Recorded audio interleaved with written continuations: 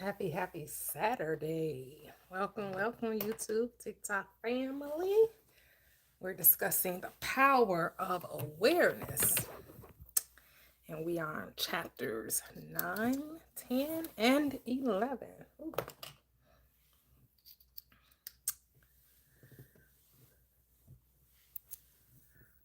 Waiting for everyone to join. Hey, beautiful Mia. How are you? Welcome. How are you? Share the live, tap the screen. Share. If you care, tap the screen. Double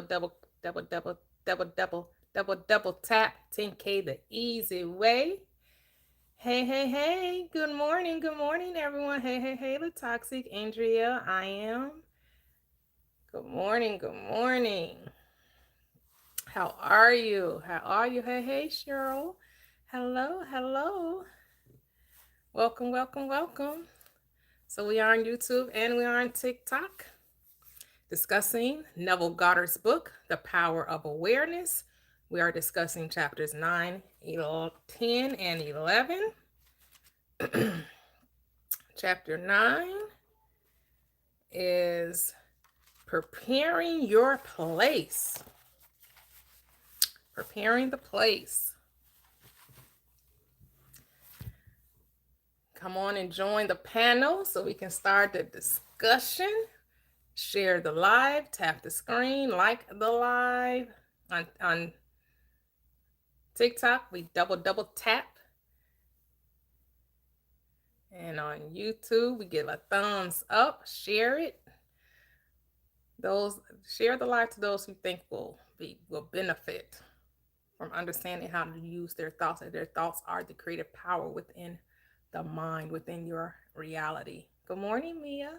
Slay forever. How are you? Good morning. How are you? Great. How you doing? I'm good. You got my little morning voice on the raspy. That's okay. Get my coffee together. Okay. Let's go. Thank you, Latoxic. Latoxic be doing it. She be working double time. She be over on YouTube and TikTok. Appreciate you, girlie. Appreciate you for real.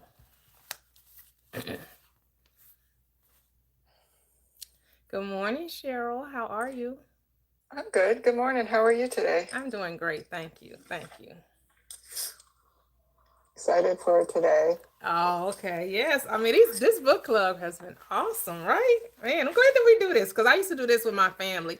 We did it for about 2 years straight. We will read books. We read so many books, especially a lot of Neville Goddard books too.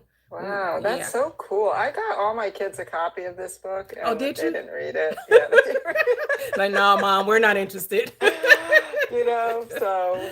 Well, yeah, it was my husband and I and my daughter, and sometimes like his father had joined, his brothers and sister had joined on occasion, cousin, uncle. I mean, we have a few people join every now and then, but the core, we did it for about a good 2 years. I love it, and I'll just say, people are coming up, but I already feel a shift. Nice. Just in my energy, how I feel inside. And I honestly woke up today like, oh, it's Saturday. So I really love it. Thank you. Oh, beautiful. For doing it. Yes, beautiful. Thank you. Hey, Kevin, how are you? Good morning. I am awesome. Yes, glad to hear. Of course you're awesome. Of course, everyone is awesome. Of course. Like, how could you be anything else? But awesome? How are you? I'm great. Of course, always great. Day. Thank you. Hey, bestie, how are you? Good morning, bestie. How's it going? Great. How about yourself? Doing good. Doing really good. I gotta say, enjoying life. Hey, that's all you can do. How about you? How's everybody doing? Everything is great, wonderful, amazing. Thank you. Thank you, thank you. So we're gonna start with the with chapter 9. We'll start with Mia since Mia was first on the block. Hi, Mia. We'll let Mia start it off, kick it off for us. All right. Yes, I was going through my notes and I really like these chapters and I've been listening to it like over and over. So like I let this play every night as I go to sleep almost. Oh wow, beautiful. So I have the audiobook, so I let it play and so the book probably the whole book plays every night to me. But I listened to it and took some notes and I really liked how it says how your assumptions kind of place you psychologically somewhere where you are and your senses place you there physically. So just kind of getting your thoughts in line so that everything can kind of fall in line for you. That's kind of how I took that, but I kind of want to know how everyone else kind of interpreted that thought from chapter 9 because I thought it was really interesting and I wanted to hear what the panel this morning thought about that. Okay, and what paragraph is that in? I'm not sure because I listened to the audiobook. Oh, got you. That's right. But right. I think it's pretty early on in chapter 9. Okay. All right. Let's see. Cheryl, did you have anything regarding what your own input and then what Mia mentioned? Well, Mia, could you repeat your question again? I think I faded out for a sec. I was looking at my notes.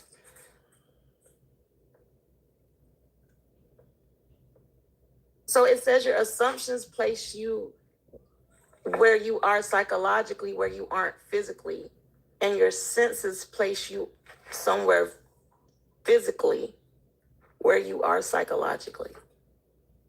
Okay, thank you.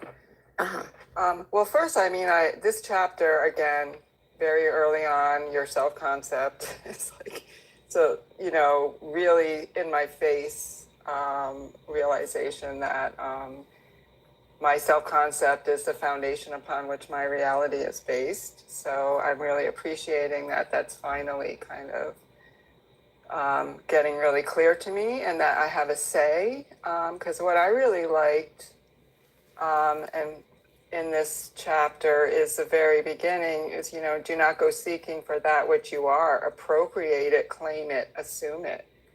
And I had come across something in another book I was reading that said, faith is the confidence to command. And so I'm really beginning to realize like how important that is, just really standing firm in what you believe.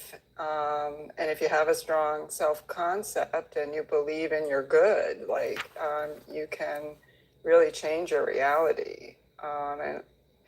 And so I do think, I don't know if this is quite answering Mia's question, but I definitely am seeing that it's more important, I think, to live in the reality that you want and kind of ignore the senses, although you can use them, in imagination or as part of your, when you're assuming something, like you can kind of use, like the other day I was listening to some music and I was just kind of imagining I was in a sunny tropical location, So I think we can use it in conjunction with, what we're trying to manifest for ourselves consciously. I think it's really like all kind of works together. So for me, it's really about not allowing what's going on in my sensory world if it's not what I want, like not really not attaching or identifying with it too much, learning how to ignore those things with my senses and just kind of continue on, like being the person that I want to be. And I was saying when I first came on, like what I noticed this week for myself is really my energy is really feeling like powerful, and I really haven't really felt like that ever. So this, going through this book and really starting to understand on a deeper level is really just kind of waking me up a bit. And so I'm really appreciative. Yes. So appreciative. Thank you, Cheryl. Kevin, did you have anything you want to speak to on chapter 9 or to what Mia stated? Yeah, to um, to go on what Mia stated, when I was reading that chapter, I was reminded of the script. I and my Father are one, and your Father is your imagination. I mentioned in a previous live that our imagination is the only reality we need to pay attention to. It's the only real thing that there is. Everything externally is a manifestation of what's internally. When you, as the book teaches you to master your internal, your thoughts. Once you master your thoughts, you've mastered what your outcome is going to be. And part of that is accepting full accountability of everything that you have and do not have. It's because of you. I really lean into this book and the awareness that is teaching us, because we can't fix anything we're not aware of. If I was walking by you and I made a mistake and stepped on your foot and I didn't say, excuse me, pardon me, or anything, and just kept walking, you may say, hey, Kevin, excuse you. And I'm like, what? Excuse you? I'm like, what are you talking about? You stepped on my foot. I said, oh my goodness. I'm so sorry. I wasn't even aware that I stepped on your foot. But now that I'm aware, I can apologize and acknowledge that I am sorry. I did not mean to step on your foot.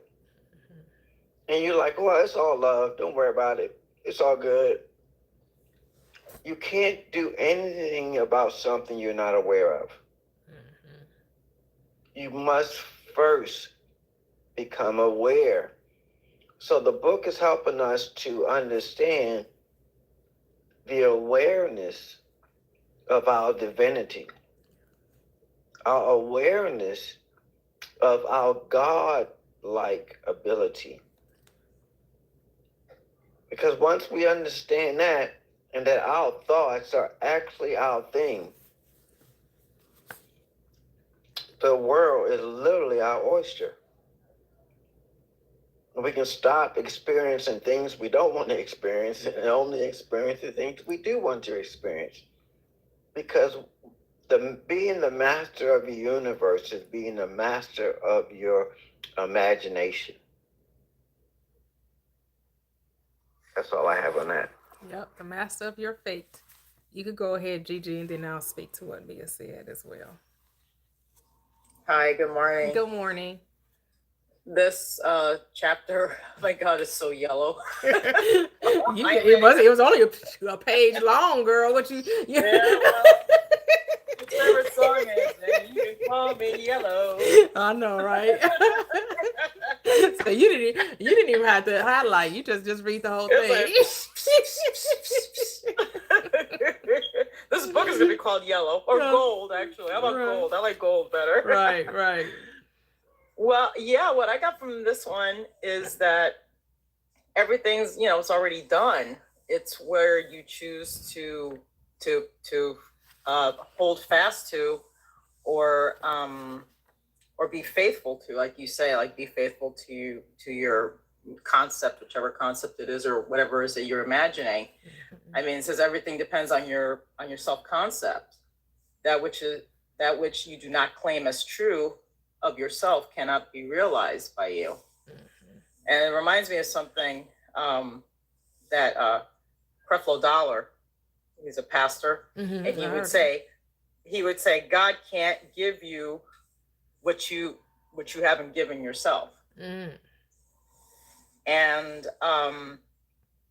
how powerful to use your imagination, and to keep it says here, hold fast in your imagination to all that is lovely and of good report, for the lovely and the good are essential in your life, if it is to be worthwhile, and to assume it, to begin imagining as if you already have it. Now, what Mia was saying about the psychological, and I found the paragraph, and I remembered it in this chapter, is pretty much, at least what I got from it, is that when you are, for example, in a situation where you're actually seeing something not going the way that you want it to,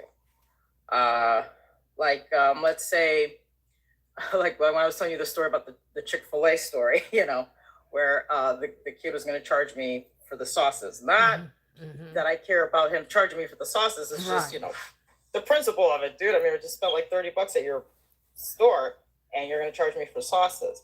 And so my senses, my psychology was like, I can't believe this kid is charging me for my sauces. But instead of me getting into an altercation with him, I went into my imagination.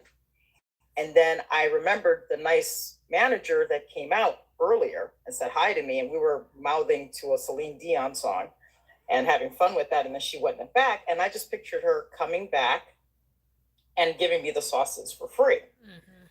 And that's where I stayed. Even though physically or psychologically, I was angry. I was kind of really upset, kind of sarcastic. I was feeling all these things that were going on in my mind, in my imagination. I held fast. I stayed focused. I kept my attention, my eye on the prize of the girl coming out and giving me the sauces. And I just kind of kept playing that a couple of times. I can't even tell you how many times I played. It wasn't like 100 times or anything. I just kind of kept playing it over in my head. And then when I went over to supposedly pay for the sauces, she came out, she said hi, and then she's like, how many sauces do you need? I said, I just need 2. And she says to the kid, go get her the sauces. She goes, you don't have to pay for sauces. They're free. It's free for you. I was like, oh.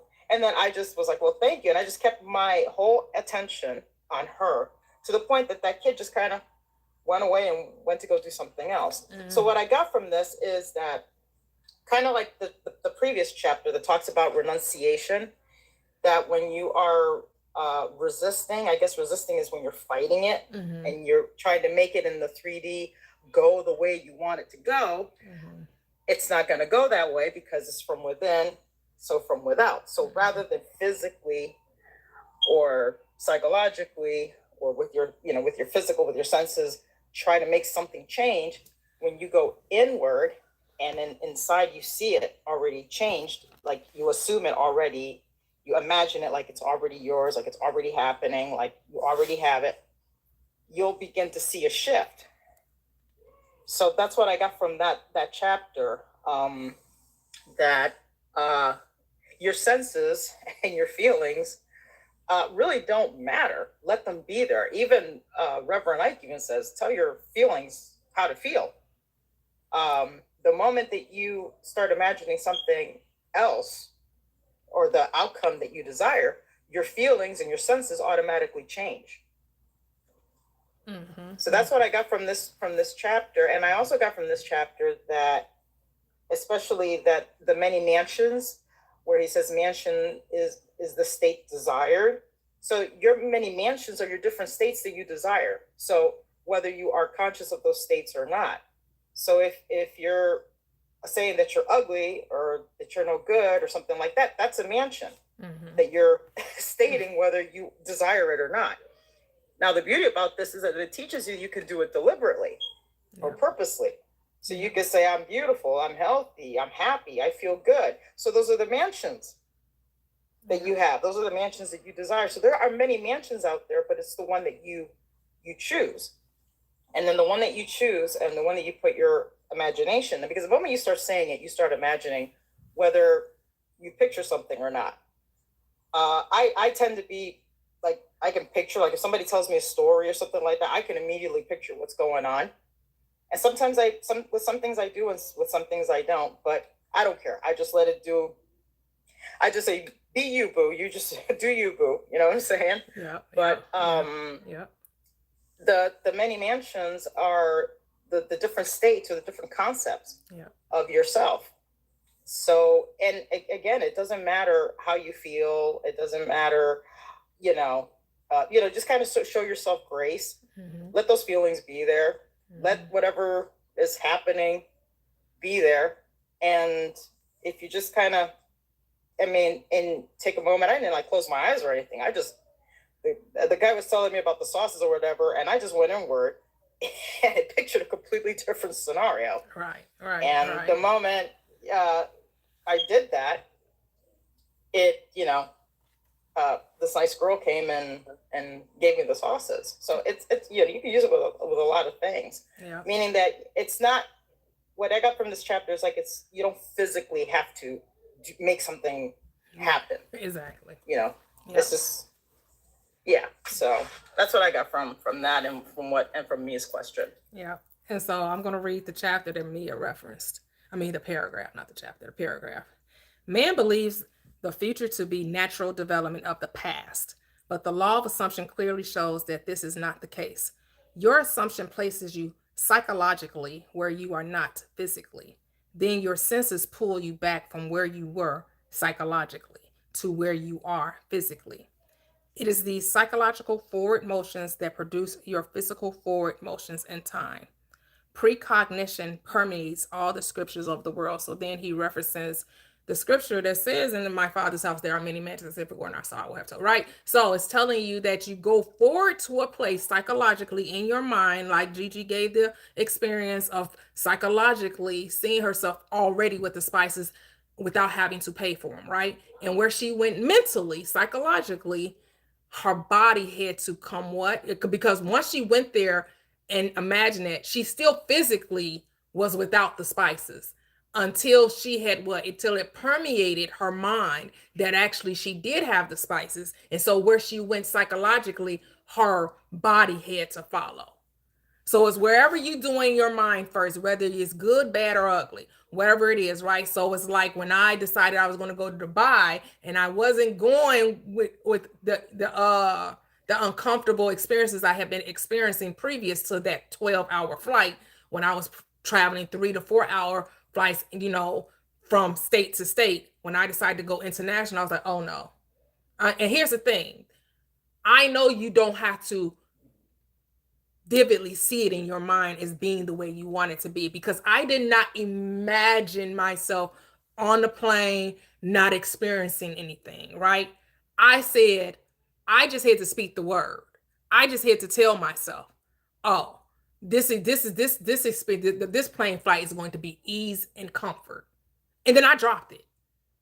And I didn't even allow myself to even think about it anymore. I did not allow myself to bring up past experiences or, let that reason in mind come and say, it's been years, 10, 15 years, you've been having this experience. Every time you flew on a plane, you have this, I forgot what they were, migraines or what have you, the altitude would mess with you in your body. I didn't even allow that I just said, this is not happening. Also, when we had to take the CV-19 test to go, they said, my daughter was positive. And I was like, how many times did you run that test? And then he said, you want me to run it again? I didn't have to say, oh, they're going to come back positive. I mean, they're going to come back negative. It's going to come negative. I knew I was going to Dubai. I knew that there was not going to be any delay. So even though the outer circumstances tried to show me, oh, this is a possibility you won't go, I denied the circumstances. And I said, how many times did you? And because I didn't ask him to rerun it, I just asked him how many times did he run it. And he offered to take another test. And the test came back negative. But it couldn't come back anything else but negative, right? And you have to know what works for you. So I'm still preparing the place though, right? Even though I didn't physically see these things happening in my mind, I spoke it, right? Because that's the scripture. It says, let there be, and it was. That's all you're supposed to do. Let it be, and then allow it to be. Don't try to figure out how, don't try to make a plan, don't try to configure it out and try to say, oh, I gotta do this, and this, and then it'll happen. No, it's already done. So me, I hope that explanation helps you from, everyone that shared in the group. Let me know your thoughts. Yes, it's been very helpful. Thank you so much. You're welcome. I love hearing y'all's all opinions on that subject because that's kind of what I took from it. Just kind of like you wrapped it. I knew you was gonna say it better than me, so that's why I was waiting on y'all to see what y'all's perspective was. But yes, I agree so much, and I really love chapter 9. Yes. And 10 and 11 and 12. The whole book. Yes. It's still, because it also says, be still and know that you are that which you desire to be, and you will never have to what? Search for it. We have to get out of the state of trying to seek for that which already is. In another book, I don't know if it's in this book, but in another place, Neville says that the loveless never find love, right? If you're saying that you're not lovable, or that you don't have the love that you desire, you'll never find it. You have to be that in order to have it.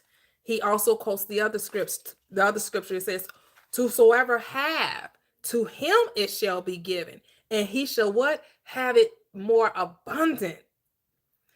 And whosoever have not," going around complaining about what you don't have, even that what you think you have, you're going to have less of. So don't, and people notice they complain about money, not having their money, and then guess what? You have even less money than you thought you have, because there's some emergency, some circumstance. You get a flat tire, the roof leaking, you got to replace this, you got to do that. You thought you were going to save to go on your trip, and then no, this emergency popped up because you have decided that you just don't have enough. And guess what your consciousness says?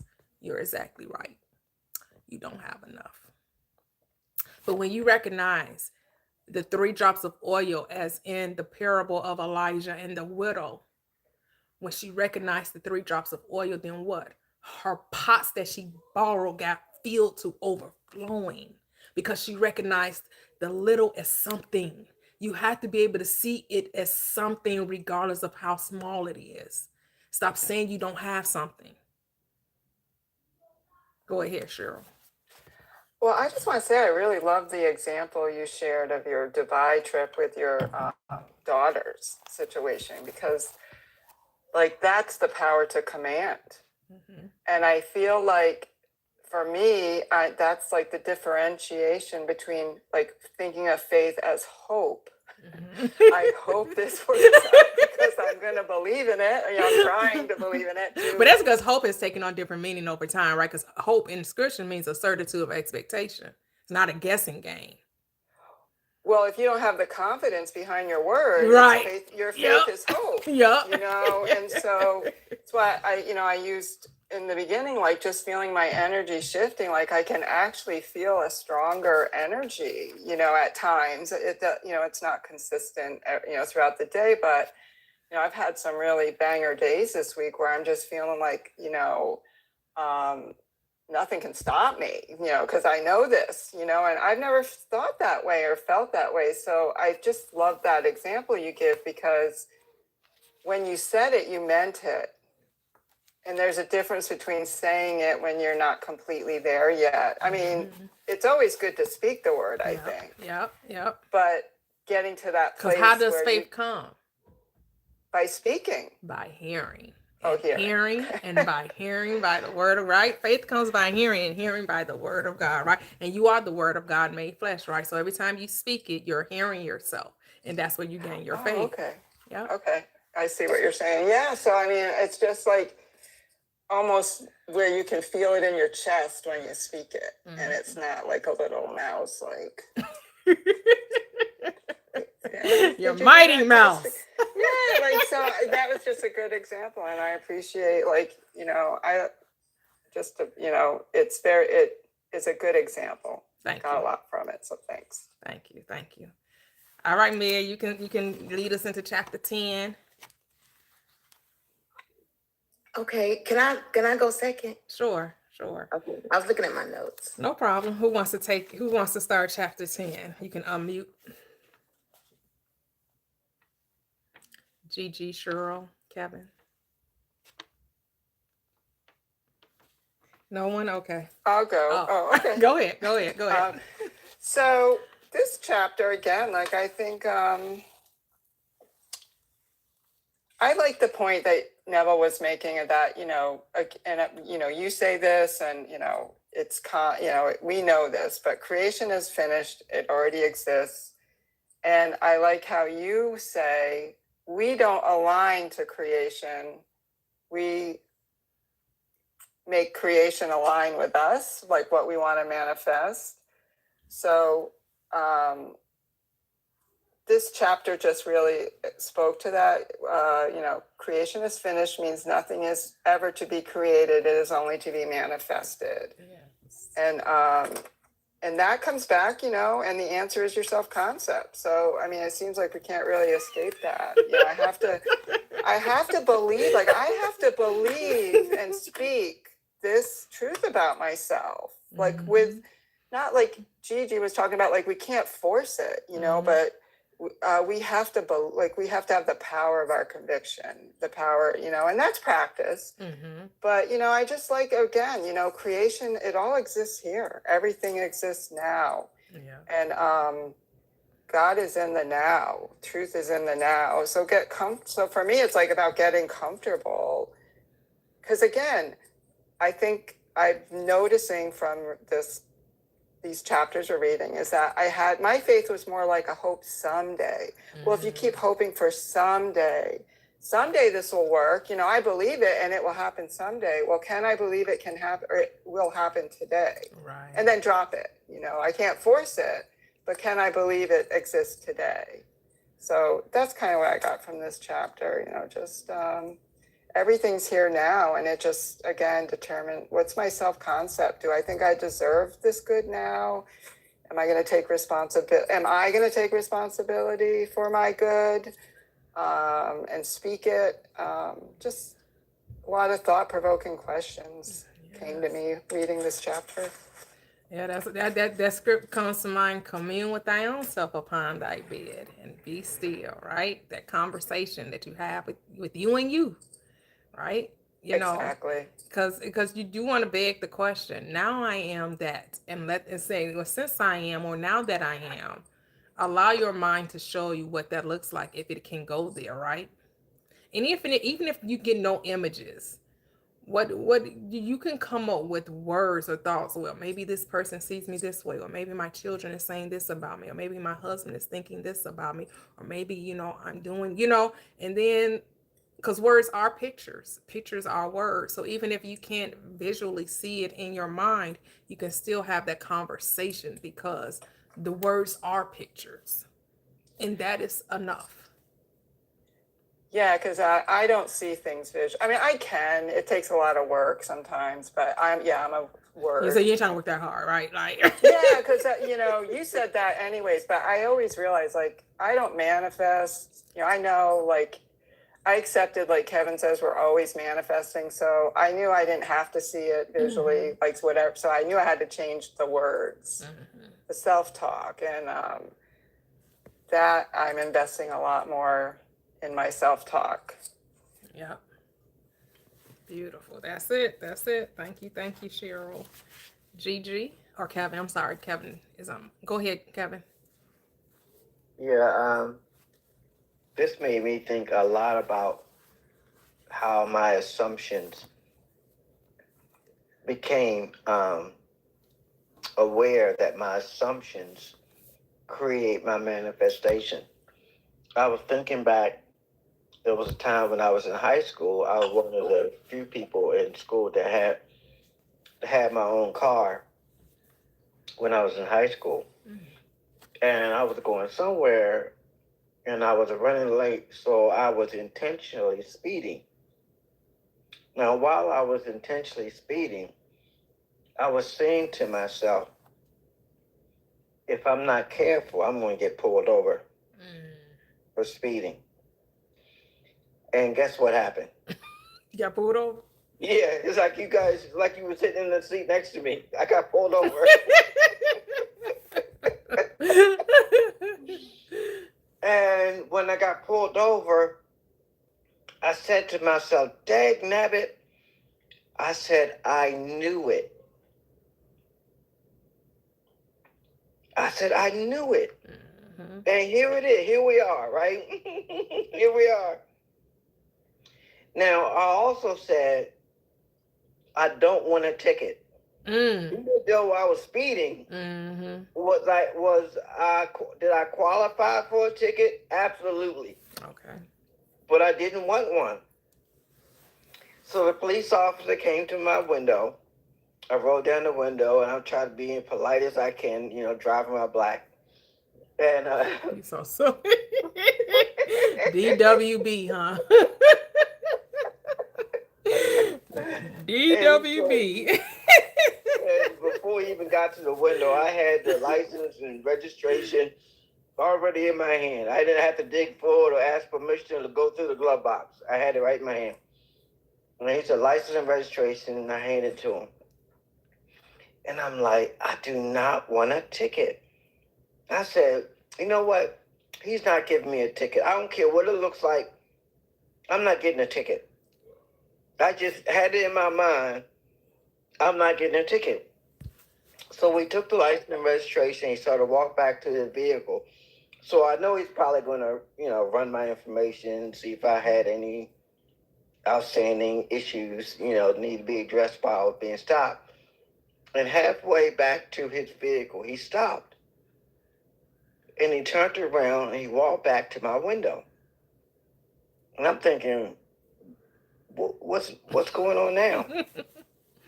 And he said, looking at my license, he said, are you any relationship to Major Harper? And I said, do you know him? I didn't say I was. I asked the question. Right. Do you know him? You're so silly. You know him? He said, yeah, look, just slow down and be careful. I said, yes, sir, officer. I definitely will. And that was the end of it. All right.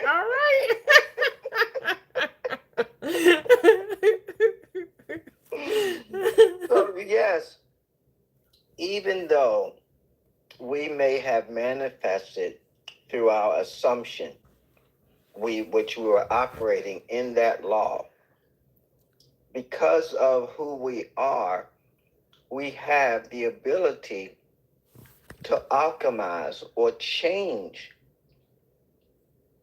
the outcome and stay faithful to the outcome we want, regardless of the circumstances. And those circumstances that we stay faithful to or give our attention to, that's what will manifest. Love it. That's it. I love that. Yeah, alchemize the situation. All right, Mia, you up next. Hey, I'm sorry I kept going in and out. Something's glitching. Like, I can't type in the comments. I can't type, and I was just like, what's going on? I was trying to, restart the app, and it's just glitched. So I'm loving what everyone's saying. I just can't type and say how much I love it. That's okay. You get to use your words. Yes, but yes, I love what everyone's saying, and I agree. And what I really loved and took from the chapter about creation, when they said that you really don't have to create anything. Everything, if you desire it, everything exists, right? What you want, if you can see it and you can imagine it, it's yours. It's already there for you. So, and that idea of creation kind of takes the how into consideration, meaning that you don't have to make it happen. It already is. What you want is already waiting to be there for you. So you don't have to create it. You just have to manifest it. and through manifestation of just allowing it to be, right? Stating that you want it, it's there, believing that it's yours, and because it's yours, because it's yours, you saw it, it's there, it's yours, right? There's no maybe it's yours, could you happen, what something could happen, I wonder how it's going to happen, what if that thing doesn't work, you know what I'm saying? You have to kind of push all of that out and know that it's there. And sometimes all of those things and the need to feel like you have to do something to create it gets in the way. So I really loved how they kind of worded it of, yeah, you're the creator, but you create through manifestation and letting things just be. Yes. Because everything you want is already in existence. So it's like the everything all at once kind of theory. So I really liked how that kind of tied into it. Yeah. Beautiful. Oh, and I know I had mentioned that movie what is it? Everything All at Once. How did it go? Yeah. It was a TikToker. She was explaining a scene in the movie because I tried to watch the movie. I think I was trying to watch it when I was like sleepy, so I didn't really like pay attention to it all that much. I had to go rewatch the movie. But she was talking about, when the guy's telling the lady she's about to go to the IRS person and telling her that, take this, and if you don't like being there, put your shoes on the wrong feet, and imagine that you're in the closet, and then when you imagine in the closet, you'll be in the closet. You talk about the law of assumption. I just like the way that she broke it down, and because I didn't really remember that portion of the movie, I was just really just listening to her explanation of it, and oh my goodness, the way that she was explaining it, I was like, that's law of assumption in that movie. I said, I definitely got to go rewatch this movie again. Everything, Everywhere, All at Once. Yes. I'm gonna watch that. I'm gonna watch that today. I'm gonna do that because I agree. And you're like, when I think sometimes it seems so almost mystical to think about, like, I don't know, is this like for real? And I have so many experiences to prove that it's real. But when you really think about it, it's really parsimony. Like the easiest outcomes is usually the answer. And that's a scientific term, but it's really like we make things complicated when it's really parsimonious. And our assumption is literally what builds things, because think about it. If something like offends you, that's literally based on your assumption. If you feel like you're under attack, you decided that you were based on your assumption.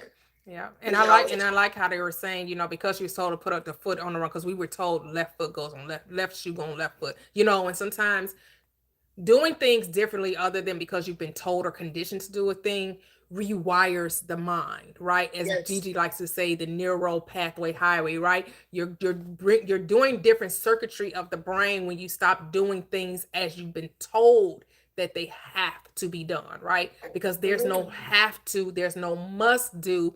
It's what do you want to do? Yes, like remember that group Crisscross?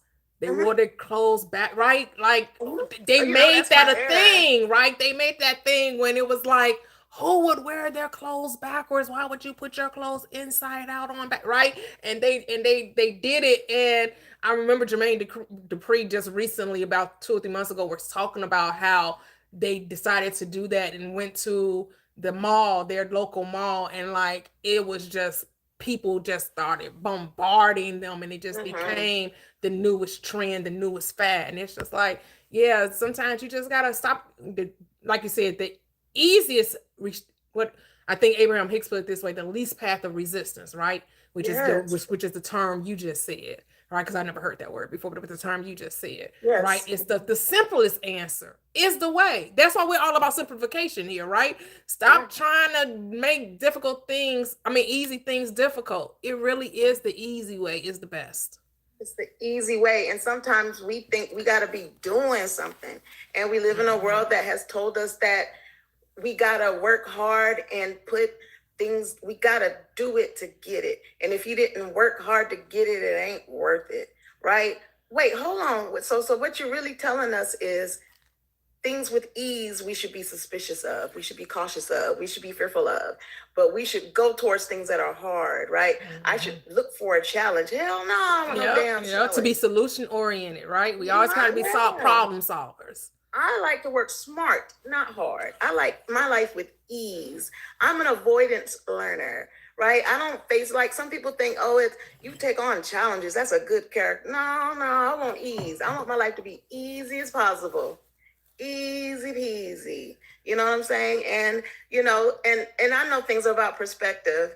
And I saw someone post something about, oh, being a woman is so hard. Women have the most hardest experience in the world. Oh, and being a Black woman is a hard thing. And I'm just like, what? I would never want to be a man. If reincarnation is real and I come back as a man, I think I might be trans. That's how much I love being a woman. I think being a woman in this world is easy. I love it. I would never want to be a man. And that could be just my experience and perspective, but it's just how you think about the world and think about your existence and think about things. And it's just really, really so freeing, and it's so easy. It's so easy to be light and think about the world in the easiest ways. It gets complicated when you start to try to think about the how and the why of things that don't matter, and judge everything and make everything affect you. This book brings me so much peace. And I love it, and I just wanted to share that. Yes. Thank you. Go ahead, Gigi. Yes. This was I love this book. Oh my God. This is my it's up there with Dr. Joseph Murphy. It's my new boo. It's my new boo. cheating on Murphy. You cheating on Murphy. Oh yeah, I've cheated on Murphy with Claude Bristol, with Horace Shin. All right. Now with Neville Goddard. I know, this right? is like his best books, because he just. I wish he would have wrote about the one about the feeling is the secret. I wish he would have wrote it like this, dude. It would have been so much easier. I was kind of worried about reading this one at first. I'm like, oh, please do not be like feeling is the secret. And then I was like saying to myself, no, you're not going to be like feeling is this. I'm going to use this assumption thing. Now, you're not going to be like feeling is the secret. You're going to be way better. Yes. And there it is. Yes. So yes. See? Yes. Okay, back to the chapter. Sorry. That's okay. So what I like about this is that how he talks about how everything's already done. And that at the same time, everything exists. It's existing now. What you have been, what you will be, experiences, it's all happening simultaneously. And then he says, he posed a good question here. It's like, if everything exists already in you, and everything is finished, then, how do you do it to get it or something? What determines the events which you will encounter? Right. Yeah. And it says the answer is yourself, is your concept, is your assumption. Yeah. So assumptions determine the route that attention follows. Ooh, I love that. And you will experience it as long as you remain faithful to that assumption.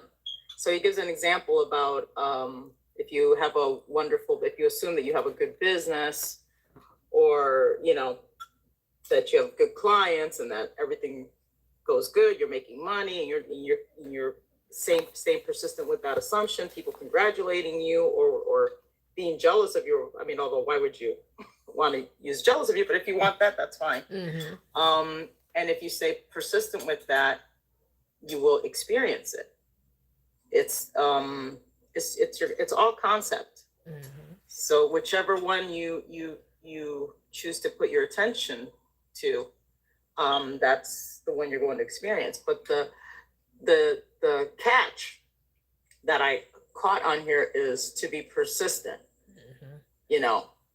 It's like I like saying, you're creating that new neural pathway highway, or being or repeating the being. You're just repeating that person over and over, regardless of what's going on in your 3D. Because remember, I like there's a TikToker on here that she always says, everything always works out in my favor. Everything always works out for me. Everything that's going on, it's all in my favor. So the 3D is in your favor. What you're experiencing is in your favor. Everything is in your favor. Nothing is against you. It's for you. So that I really liked that.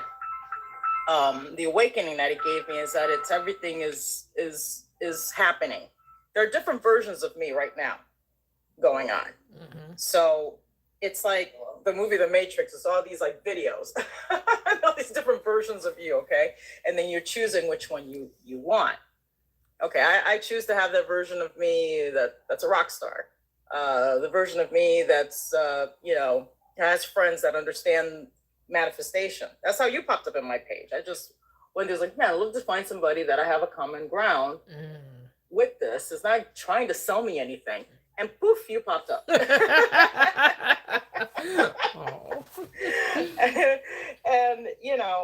it's all concept of yourself, of others, of persons, of places, of things, of your job, whatever concept you're focused on. That's what you're going to experience. Where the mind goes, the man will follow. It's just like where your thoughts are, where your assumptions are. That's where your body, your circumstances, the 3D is going to go. And the beauty about this is that when you put yourself in that assumed situation of already having it, you don't even worry. You're not even thinking about how. You're not even thinking about when. You're not even thinking about any of it because you're already there. It's you have to experience it. When I do it and I think about it, like if I'm doing something else and I want to, something else to happen, and I'm thinking about, it's going to take time or whatnot. I'll be telling myself, wait a minute, Gigi, you the other day did this and it happened like that. Why are you putting time? Why are you putting obstacles on it? You don't need to put any obstacles on it. Just do what you did at Chick-fil-A. Do what you did with the cop. It's that simple. Yeah. So this chapter was an awakening, but I love in every chapter he really talks about how you have to persist in the assumed state or states. You have to already be. You have to already have, and that goes by practice, guys. That goes by you're practicing a new you. You're practicing the you deliberately that you want to experience. Right. Because we've been taught to oh, que sera, sera. I don't even listen to that song anymore. I always say, what it is, it will be, what I want it to be, what it is, it is. That's what I say, because it's what I want it to be. Right. It's not que sera, sera, whatever happens, happens. But then again, poor Doris Day, she probably didn't know. All right, well, we'll forgive her. Okay. But it's now that we realize it's that we can purposely and deliberately go the route that we want to go. In other words, we could take I-94 instead of taking some country route. Perfect. Accountability is a gift. It's not it's not a condemnation. It's a gift. It's like, wait a minute. It's been me this whole time. Oh, perfect. Yeah. let's change it. Let's do this. Everything already exists. So, the perfect marriage already exists. The guy you want to marry, the girl you want to date, that relationship already exists. The job you want, that already exists. All you have to do is assume it. All you have to do is put that concept of yourself as you're already that person. That's it. How easy. Yep. How easy. Wow. Yep. What he says, what is called creativeness is only becoming aware of what already is, right? So when we say we are creators, we're not saying that we're making things. We're saying that we're bringing into visibility the thing that you cannot see. That's what's happening, right? Because all things exist. We're just not all aware of it, right? And the moment you become aware of it, that's when the wave collapses into particle and what appears to be a form. So you are decreeing and declaring what it is you're seeing based on what? Your self-concept of yourself is what you think of you. So I like watching the 19th century type of uh dramas or TV or television series. So you all know I talk about the Gilded Age, and then Bridgerton, right? So Bridgerton is early 19th century, and the Gilded Age is late 19th century. The Bridgerton is based in London, right? And so when you look at that lifestyle and the mindset, so when you think about the monarchy, right? And that's what the kingdom of God is equated to by the Christ, right? The kingdom of God, someone how does Paul say? We're heirs to the throne with Christ. We're one with Christ. We're all supposed to be ruling our individual kingdom. And we understand that a king or a queen does nothing but give commands. That's all they do. Everything is done for them. To the cooking for them, the doing their hair, the putting on their clothes, the running their bath, the bathing, everything is done for the king or done for the queen, right? All those of nobility or royalty, everything is done. And it's just like, okay, that's the mindset we're supposed to have, where the world comes to cater to us. And it's like, how do you feel about being catered to? That's the question you have to ask yourself. Do you feel like, oh, they shouldn't be doing this for me? Oh, I shouldn't have people cleaning my home. Oh, I shouldn't have someone dressing me. Oh, I shouldn't have someone cooking for me. Oh, I shouldn't have, because they did not apologize for being royalty. And so you have to ask yourself, are you apologizing for being of the royal priesthood? For sitting on your throne in your kingdom? Remember, you're the only one that exists in your reality, and everybody else is playing a part in the world, in the reality in which you have carved out for yourself, in the story that you have wrote. So what is your role? What is your self-concept?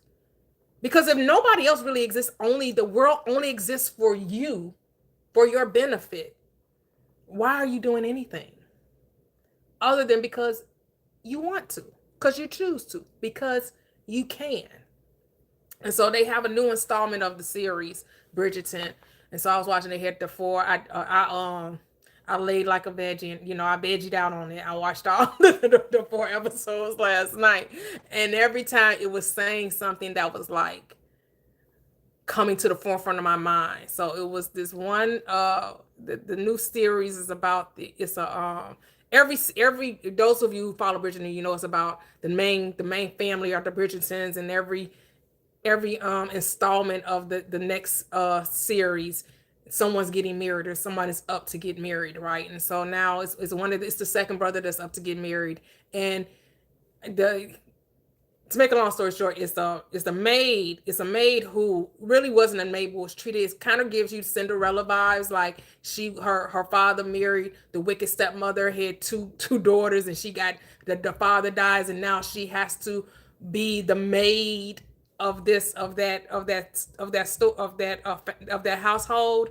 And so she meets the Bridgerton. They're at a cottage, and he's like, "You're my guest." She's a guest, but she doesn't know how to be a guest, which means do nothing. She doesn't know how to just be. And so he asks her, "Do you know how to have leisure?" Because she keeps wanting to work. Kind of like us, right? When we decide what we want, we keep trying to make it happen, trying to figure out the how, trying to do something, as opposed to just chilling.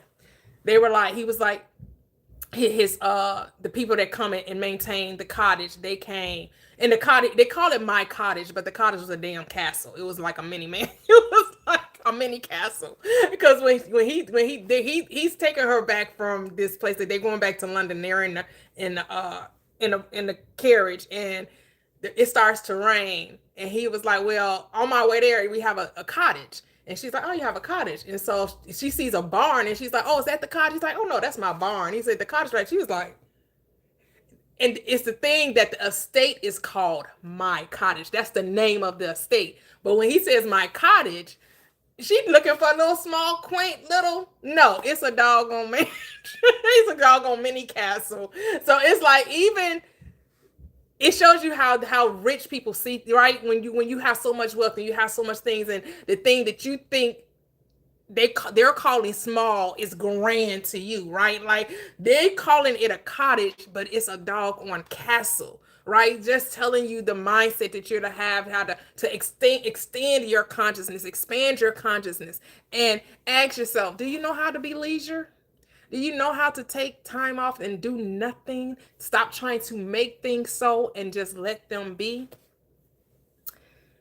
I know I said kind of a mouthful there, but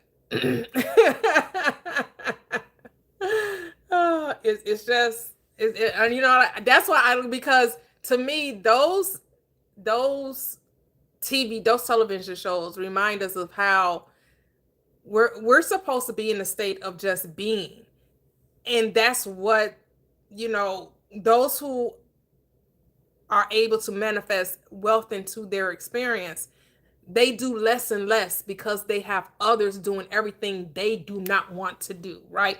Is they don't have to do anything because they have to or it has to be done. There are people there that they've wrote into their story that is going to do everything they don't want to do, whether that's cooking, whether that's cleaning, whether that's driving, whether that's laundry, whatever it is, whether that's running the company, right? You have people, they're like, yes, I have a company, but I don't run it. I have someone else that manages it for me, right? It's just like, what story do you want? What reality do you want? Because everything is on the menu. Everything. And I'm not saying it's wrong to have a career. I'm not saying it's wrong to work. That's not what I'm saying. I'm saying whatever it is that you desire to be, then be it without trying to think you have to make it so. Know that it already is. Go ahead, Gigi. It's true, and it's funny how you hear the concepts of people who are rich and then the concepts of regular people, and it's like in they believe that they're supposed to have all that. That's their concept. And they don't look at it as waste, right? They don't like, oh my goodness, like when they throw their when I'm watching this and they have food that can feed 1,000 people and only 200 there. They're not saying, oh my goodness, we shouldn't. This is overindulgence or this is too much. This is a waste. No, they like right now they're not talking. Next day, next, we doing it again. The next gala, the next ball, we doing it all again. It's gonna be pomp and circumstance once again. Same thing with the housewives, I love watching them because I like hearing how they speak and then adopting what they say. Once they start fighting, I just fast forward. I want to hear all that, but it's true. We've been taught that we have to work for something or that somebody has to believe in you or, we've been taught all that. And yet when you hear successful, people that are in the line of work that you want to be in, if you hear how they speak, it's the complete opposite. Yeah, because even really, when you look at how the royals are when you're introduced to a royal, right, and how everyone bows down, it's not about the physically bowing, it's the mentally bowing, right? The body is just what's doing right. So know that the world does bow down to you, even if it's not a physical curtsy, right? Even though it's not a physical curtsy. When you decide that life is this way, the world will bend or bow to you and give you exactly what you want. What you want, yep. Yeah. I mean, if it works with the cops, I've done that with cops too. I mean, I always say they never pull me over. They love me. I've zoomed right by them. And in a red car, black car, white, any kind of car, sports cars, they never pull me over. We had a 850 BMW. I called her Sylvia, and she looked like a sports car. The headlights, they look like eyelashes. The eyes open and close. And I would drive that car like I was driving on Sunset Boulevard in Hollywood on Lake Avenue, and I'd see the cars, the cops honk at them, say hi, and zoom. And take off. Where they wouldn't pull me over or anything. They go to my husband because the officers here know us. They love us here, and they say, "Do you know your wife just drove by us like 60 miles an hour?" And Alan's like, "Well, why didn't you pull her over?" "No, we're not gonna pull her over. She's fine. Just tell her to drive careful." And he couldn't believe it. He was like, "Seriously?" So she can drive. So he says if he was driving, he would have gotten pulled over. But not me.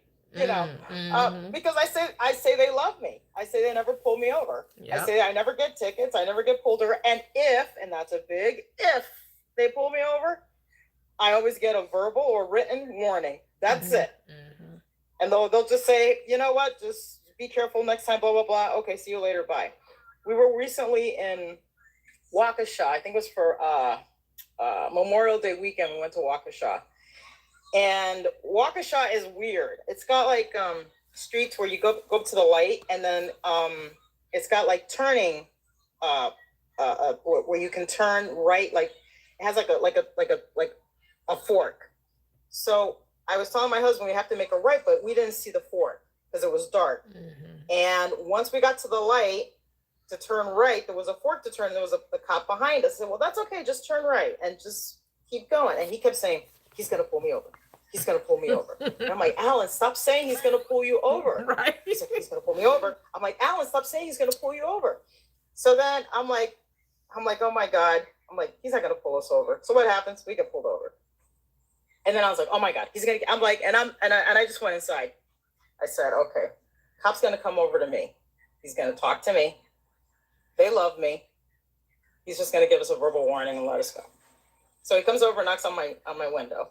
I roll down the window. Mind you, my seatbelt was off at this time, by the way. He didn't even notice my seatbelt. And immediately I said, oh, yeah, he doesn't notice my seatbelt. He's just noticing me. Look how pretty I am, officer. You know, and he's like, you know why I pulled you over? I said, yes. Because Waukesha has all these turning signals and it's dark and we have to play guess where to turn. And we made a right turn, officer. We're sorry. We're not really from this area. We're just here visiting, even though we've been there before, but he didn't know that. We're here visiting, you know. He goes, yeah, I see you guys are from up north. He goes, okay. He goes, I just need to see your license, registration, your insurance. I said, okay. My husband didn't have the insurance in the car. I'm like, Alan, why is I left it at home. Great. I'm thinking that's okay. I'm saying he's okay with the license and registration. He's not even going to ask about the insurance. He's just going to let us go. And I just kept saying, I just stayed there, even though I felt all the anxiousness. You know, when a cop pulls you over, believe it or not, no matter how cool you are, you're going to feel that, oh man, oh shit, here we go. You feel that anxiousness. That's okay. I let it be there. And I'm saying, he's just going to let us go. He's just going to let us go. He's just going to tell us have a good day. And I just stayed there. And then whenever that little doubt wanted to sneak his little ugly head in there, I've been like, nope. I pictured the different outcome. So he comes over, he hands my husband the license and registration. He goes, okay, the club is right down the street over there. You guys have a good time. Drive safe. I said, oh, you too, officer. Thank you. And that was it. So we go to the bar and they have like live music and whatnot. And the waitress couldn't believe it. The waitress says the cops there do not give anybody breaks. I said, well, they love me. They always give me a break. I can rob a bank and they'll be like, yeah, just give us 10% of it and go. I know that's Why? right. Because my concept is that they love me. Yeah. You know, so when you have that, it's all what you think about yourself. That's what really concept assumption. That's what it all means, is what you think about yourself. Yeah. So if you think that you get pulled over, you're gonna get pulled over. If you think they leave you alone, they leave you alone. If you think you go to a party and you're gonna have friends before the night's over, that's what's gonna happen. If you say that you go over to places and nobody likes you, that's what's gonna happen. It's always saying yes. Yeah. It's always saying okay, yes, okay, yes. So yeah, it's what this showed me is that it's all, there's different versions of you, and it's what you're choosing. What roles are you choosing to play in your movie? And the beauty about it is that you can always edit it. You can always delete it and add a different part. So it's a beautiful thing. It's a beautiful thing. Beautiful, beautiful thing. Yep. So understand, creation is finished. You're not creating anything. You're just actualizing that which already is. That's it. That's it. 'Cause I know we say manifesting all the time. Let's say actualize sometimes, right? Realize what already is there, right? Take the scale off your eyes, have your Damascus Road experience, and see the light. See the light. See what it is, whatever you want it to be, right? And like I said, be easy with yourself. Give yourself grace. you know. And sometimes you're going to have those emotions bubble up within you, and you're going to question what's going on. Sometimes you are going to have those bouts of doubt, right? Where things may just appear to just be taking a long time and appear to be going the wrong way and appear, but we don't go by appearances, right? We walk by faith and not by sight. So it's never about what it looks like out there. It only matters what it looks like within. So if you can just give your attention to what's going on within you must show up on the outside. Why? Because it's law. It's as within, so without. Remember, the without has no power. If that's not the cause, the power is always the effect. The world is the effect. Your imagination is the cause. Like Kevin told us earlier, that's Father. Luke, I am your father. Imagination is your father. You're looking for your father. You looking for God. Look no further than within. That is you. It's in you. That's who it is. That's your father. That's your mother. Father, mother. The divine feminine, divine masculine, the oneness, the unity of spirit. They two aspects of the one mind, the feminine and the masculine. They go together. They go together like white on rice. Can't separate white from rice, right? You cannot separate white from rice. You cannot separate imagination from self. It's all there together. They married together. Stuck like glue. Stuck like glue. And so It's all you. Yep, it's all you. It's all you. So when they sing in church, I see the light, I see the light, I see the light. That's really you. I see the light. Yeah. He's so silly. And so the final chapter, in chapter 10, we're in chapter 10, says, thus it is clearly seen how you, by your concept of yourself, determine your present. That is the particular portion of creation which you now experience, and your future. That is the particular portion of creation which you will experience. All right. So everything you're experiencing is based on what? Your concept of yourself. Who do you say that I am? That was the question. To be or not to be. That's how Shakespeare said it. To be or not to be. Christ says, who do you say that I am? It matters. It matters. That's all that matters. At the end of the day, like they say, at the end of the day, it only matters what you say. It does not matter what, because the first question was, well, who do they say that I am? Oh, they say that you ain't nothing but a loser. They say that you always talking that woo-woo stuff. Oh, you always talking about how you going to be this and you going to, and you're this and you're that, and there's no evidence to it. You sound like you talking about it, that you God. Who you think you are? You not God. How dare you say you God? That's blasphemous. Do you know there's a hell waiting on for you? That's what they say. But now the question was, well, who do you say I am? So first you're going to say what everybody think about you. Then it comes down, well, what do you think about you? Because at the end of the day, that's all that matters. What do you think about you? Who do you say that I am? And so with that, we'll go to chapter 11. And these chapters so short, we probably could have did 4 chapters today, because we'd be only for like 2 or 3 hours. We could have did like 4 chapters today, because these chapters so short. These chapters so short. It's just like, woo. To the point. Yes. Tiny but mighty. Did you want to start interference, or did you want Cheryl to go? Cheryl can go. Go ahead, Okay. Cheryl. Go ahead, Cheryl. Yeah, this chapter, kind of, well, what I really took away from it, again, because, I'm looking at these chapters through like how I've been living my life, where it talks about, this is a paragraph that's right after the quote from Ephesians, on him that is able to do more than you can ask or think is your imagination, and the power that worketh in us is your attention. And that's, to me, the attention was like, flashing to me, because again, it's like, where am I placing my attention throughout the day? Like, what am I thinking about? Because, I really liked early on, Neville compared, like magnetized steel to regular steel. It's the same thing, only,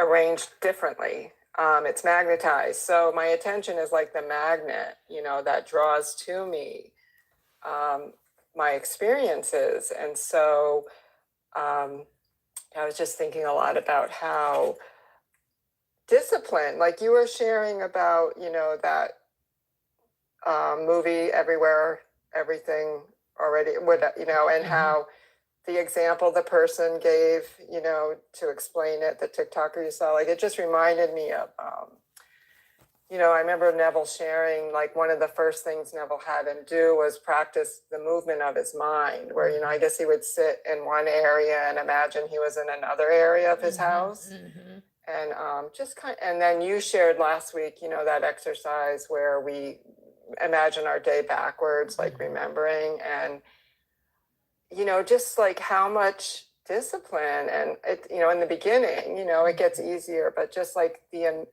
commitment, the perseverance, to constantly be aware of what I'm thinking and feeling, my moods throughout the day, and that's the accountability piece, that we talked about, earlier in the book.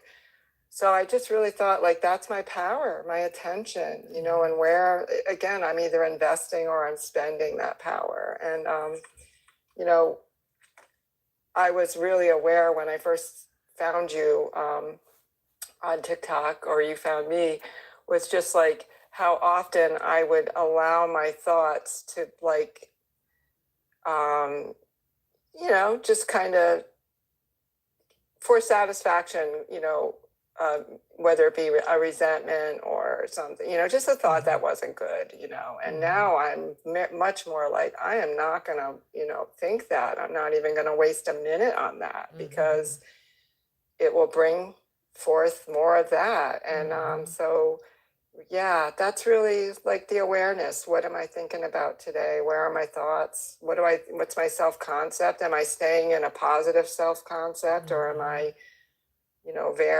wandering off into the weeds of that old self, old man, the Bible calls it. So, again, it's just another really great reminder, like that's my power. And I, and really being aware, like, that how powerful we are. It's not just a theory. Like, that's why I just love that story you shared about, like, that's how you have to show up for yourself whether you go to the grocery store, or like Gigi's story with, the police, like, or Kevin's story, it's like, you just have to show up like that for yourself all the time. No one else is going to do it. Yeah. And sometimes I think, well, we get, well, not we, but I don't speak to anyone else, but myself get caught up in, you think it's supposed to be a once in a while thing. It's not once in a while. It's all the time. You got to be this all the time. People try to put it off and like, oh, I don't feel like being powerful today. Impossible. You're always manifesting. You're always manifesting. You can't take a day off from manifesting. Yeah, and like you get it, like, and it's that honesty. Am I not willing to let go of my limitations? I think I have been really attached to my limitations, even though I know they don't serve me. I'm looking for instant gratification, I think, sometimes, instead of the law. Like, again, I like the analogy of in spending or investing, because I'm ready to invest in myself. Yeah, you just got to take time out of the equation, because all is now. Right. All is now. So there's no time. You don't have to patiently wait. You just have to be. Right. Be in the moment, be in the now. And then and then everything will just fall into place. It just really does. Yeah. And I think, I like too, Gigi made this point, but we've talked about it before, is like, not, and this is getting so much easier, not caring about the who, what, where, why, and when. I realized in hindsight that was always like, if it didn't happen like within 24 hours, the answer Somehow was no. you don't know how to manifest. Now all of a sudden you have no Yeah. power. So, People and want I to make can, you feel less than, right? Like I can yeah. show you because you ain't getting 72 hours. It don't take God this, it don't take God that. It take God however long it take for you to change your self-concept. That's how long it take. It take however long it take for you to change it. However, nobody knows the day or the time when the manifestation shall come. And the fact that people try to tell you they know, that is the glitch or the what's the word? I don't want to say people are scamming because nobody's scamming you. You're creating the reality that you're not enough to create your own reality, that you need something outside of you, that you need somebody to give you the key as though you don't already have it. You're trying to pay for something you already possess. Well, when you put the deadlines or, the limitations on the outcome on the Father in you, it can, which it did in my circumstance, it fed into that I'm not worthy self-concept, or I can't do this. I don't have the power, so, being able to let go of the outcome has been a really big It's the stride. thing of you're doing something wrong when you're never doing anything wrong. Right. That's where it comes, right? Like, Right. if you're not manifesting 24 hours, then you're doing something wrong. There is no such thing as 24 hours. 24 hours does not exist. So we made it up. 24 hours. There is no 24-hour period. There's no such thing. When, then that's like what I love, like coming back, like in the book here too. And there's other people say it too who teach this. The being still and knowing that I am. Like if I can stop when my thoughts start to veer a little bit about the time frame, and because I can like really psych myself out. I have to be so careful. Like I have to really take good care of myself. But when I can just be still and just in the minute I can really tap into that, it feels peace. I feel peace. I'm like, yeah, it's all here now. It's fine. And but again, stopping, like commanding those negative thoughts, get out of here, and replacing them with truth. It's like Gigi said, it's a practice, and, getting better all the time. And it's, so the attention piece in this chapter just really stood out to me. Beautiful, beautiful. We're going to go to Key. Key's on the scene. Hey, friend. How are you? Hey, friend. Hey, everybody. Sorry I'm late. No problem. But so this chapter was a chapter 11. Wait, did I do it? Okay, yeah. Mm-hmm. So I'll be honest. It was so flowery. I'm like, what in the world is Neville? I'm like, what is Neville saying? I wanted to DM you and be like, help. I was like, was he drinking? He was in his poetic bag in this chapter. I'm like, oh, okay, Neville, what you trying to say? But, I thought about it. I'm like, okay, interference. Then I'm like, self-interference. People do it and they don't even realize it, right? They're like, anytime they're like, oh, I'm just being real. I'm just being cautious. That's self-interference. And it's not, for me, it's not doubt or fear or even like negative thoughts. It's really it's like interruption. It's when I stop to explain myself, or I brace myself, or I'm like, oh, let me just, quote unquote, be realistic. I got to be real. I got to keep it real, but people think they're being careful, but they're really just being double-minded. And, say it, clock that T. Clock that T, okay? They're just really being double-minded, and they switching from that old state to the new state, and that checking, that's interference. That's what it means. And effort, I'm gonna say this, effort is interference, because once the assumption is made, leave it alone, right? And so it's like, if you keep interfering, you are telling your consciousness, I don't trust this. And your consciousness responds to what you trust, right? So I really think in this chapter, and I think too, Neville, he's not asking us to think better thoughts, right? I can get into that whole thing because I had a whole conversation with someone about that. He's really asking us, stop interfering once you've already decided. But he's not telling you to ignore reality, because people are like, well, I'm just supposed to ignore reality. Like, stop feeding it. You've already chosen a new state. Yeah. So, and I know that feeling is an emotion, but to me, that's not interference, but rehearsing it. That's the problem. Mm-hmm. And it's landed for me because I'm in the middle of a basement remodel. Okay. And I trust the GC. I trust him. It clicked, like I saw over a dozen.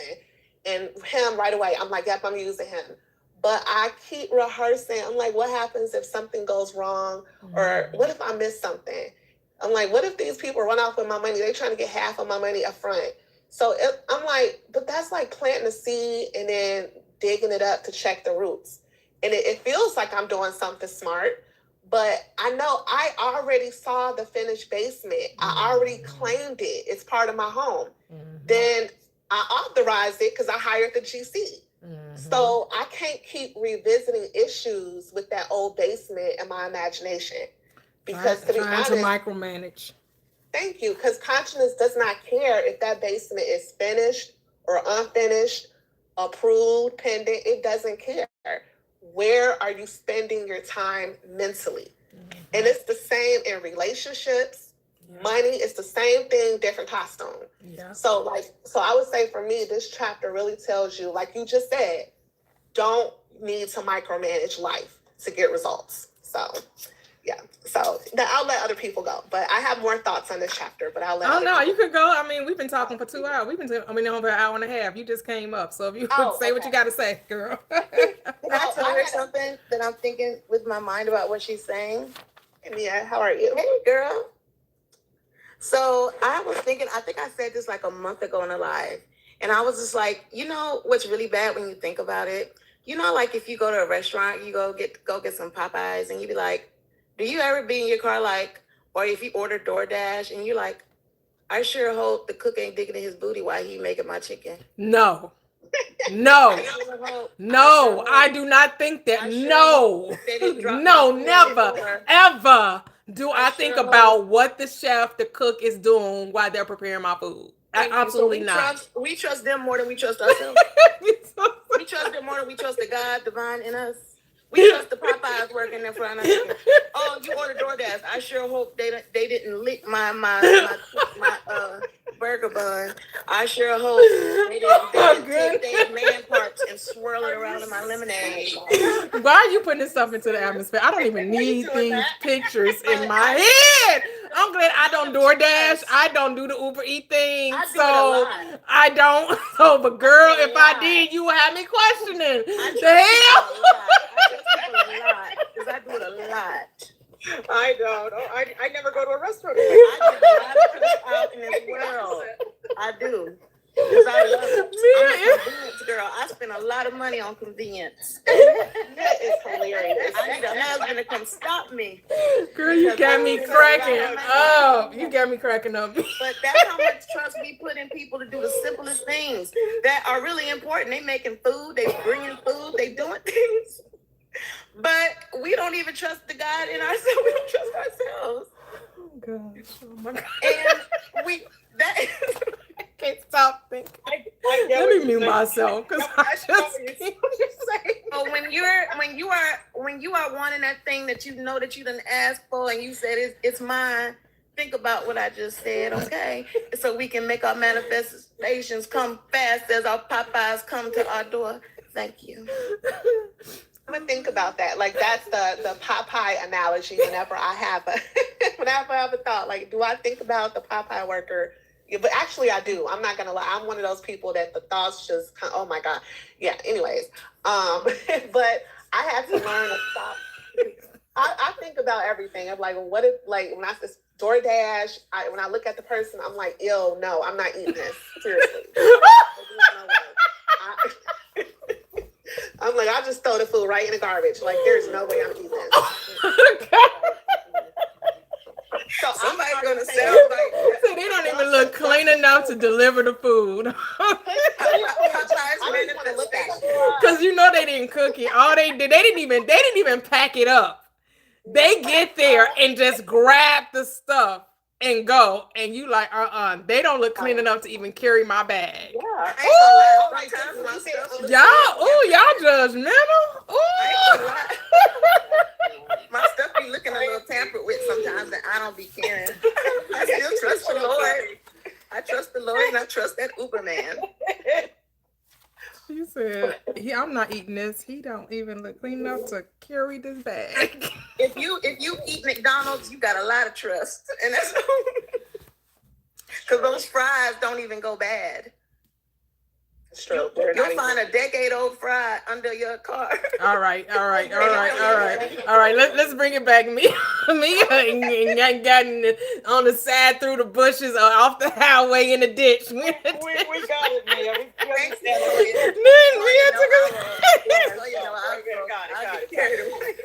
I mean, I enjoyed the analogy because it's very entertaining.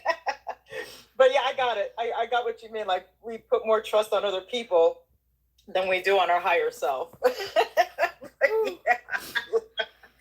Because here's the thing. There are no other people. True. That's right. They're you. This your story. You wrote that uncapped man was going to bring you your stuff. You did that. Because what? Better change that story. Better tell a different story. But go ahead, Key. You can finish what you were going to say, and then we'll go to Kevin, then to Gigi. Oh, okay. Well, no fast food for me this weekend. But anyway. Not till you clear up that. Right, let me just clear that up. No fast food. But somebody had asked me a couple days ago, they were like, well, because what is monitoring? And I'm like, monitoring your thoughts mean, right? And then I thought about what she was saying. You don't have to correct your thoughts, because when you do that, you're still centering the old self. And I know people are like, how? Like, shouldn't you master your thinking? But when you correct your thoughts, doesn't it mean you still believe the old identity is in charge? Because if you already are living from that new state, there would be nothing to correct, right? You're saying that the thought has authority unless you have to intervene. But a person that's secure doesn't have to correct anxious thoughts. They barely register. Mm-hmm. You don't argue with a thought. You don't argue with a thought. You just identify with it. You don't identify with it. And you just let the new thought stabilize on its own. And when I thought about that conversation, it realized that it had connection to me with the interference, because you could have a thought and then start correcting every negative thought you have, and renouncing every negative thought. And it's like, that's interruption too. That's interference as well. So anyway, that's what I thought. Yeah, because you're not to resist the thought, you are to renounce the thought, right? So resisting the thought is giving your attention to it. Renouncing it is taking your attention away from it. It's just choosing a different thought. You don't have to judge it. You don't have to condemn it. You just choose a different one. That's all you're to do. You're aware that you're having this thought. Now choose to have a different one. Too simple, right?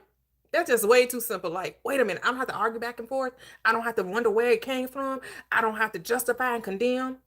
Unnecessary. I mean, it's your world. You can do it. It's just not necessary. Yep. Go ahead, Kev, and then we'll go to Gigi. I was thinking, we often say on this live that once you make a decision, there's nothing more for you to do. Mm-hmm. Now, I know logically that doesn't make any sense. We've been conditioned, programmed to think the work is not done unless we're doing the work. But you are not to do the work. I'm sure if you've been on this live before, you've heard me say, God don't need your help. Your imagination doesn't need your help. It's been doing just fine without you. The stand still, be still, and know is your work. It's the only work that can be worked. It's the knowing. It's being that which you desire, but stepping into it, that's the work. It's like the evidence of things not seen, the substance of things not seen, the evidence of things. The evidence of you not seeing it is the evidence. I know it sounds a little strange to hear me say that. Faith is the substance of things hoped for, the evidence of things not seen. Well, how can something that you not see be the evidence? Because it's your imagination. You don't see your imagination, not with your 3D or human eyes. Mm-hmm. That's your power. That's the Christ power that he's talking about in chapter 11. That's your power. Your imagination becomes manifested. I think Toyia mentioned in the last live that our 3D body is the embodiment of our imagination being manifested. You are literally, your mind have taken shape. You are God in the flesh. Somebody said, well, what does God look at? Well, look at me. I'm exactly what he looks like. You're exactly what he looks like. We are exactly what God looks like. We walk like him. We talk like him. We think like him. We act like him. He is us and we are him. That's why it says, let us make man in our image and in our likeness. Male and female, he created them. You're everything and everything is you. I land my plane. Thank you, thank you, thank you. Ooh, beautiful. Go ahead, Gigi. Hi. Hi. This one kind of brought out the Reverend Ike. Okay. I just have to read this. And I'll probably sound like Reverend Ike when I do it. You are free to choose the concept you will accept of yourself. Boom! You are. That phrase, when I saw that in this chapter, I don't know how my computer, my laptop did not break. Because I just have one of those, what? There it is. You are free to choose the concept you will accept of yourself. That we possess the power of intervention. We can alter our future. We can alter our present. Is what we choose. The interference. So if there's something that's going on that we don't like, all we got to do is change that story, is change that concept. I mean, he pretty much is kind of repetitive throughout the chapters, even though he gives it different titles, but he's repeating the being. He's repeating the same thing over and over, and I like it because it's by faith comes by hearing. Mm-hmm. So the more we hear this, and the more that we see this, the more this is being programmed into us.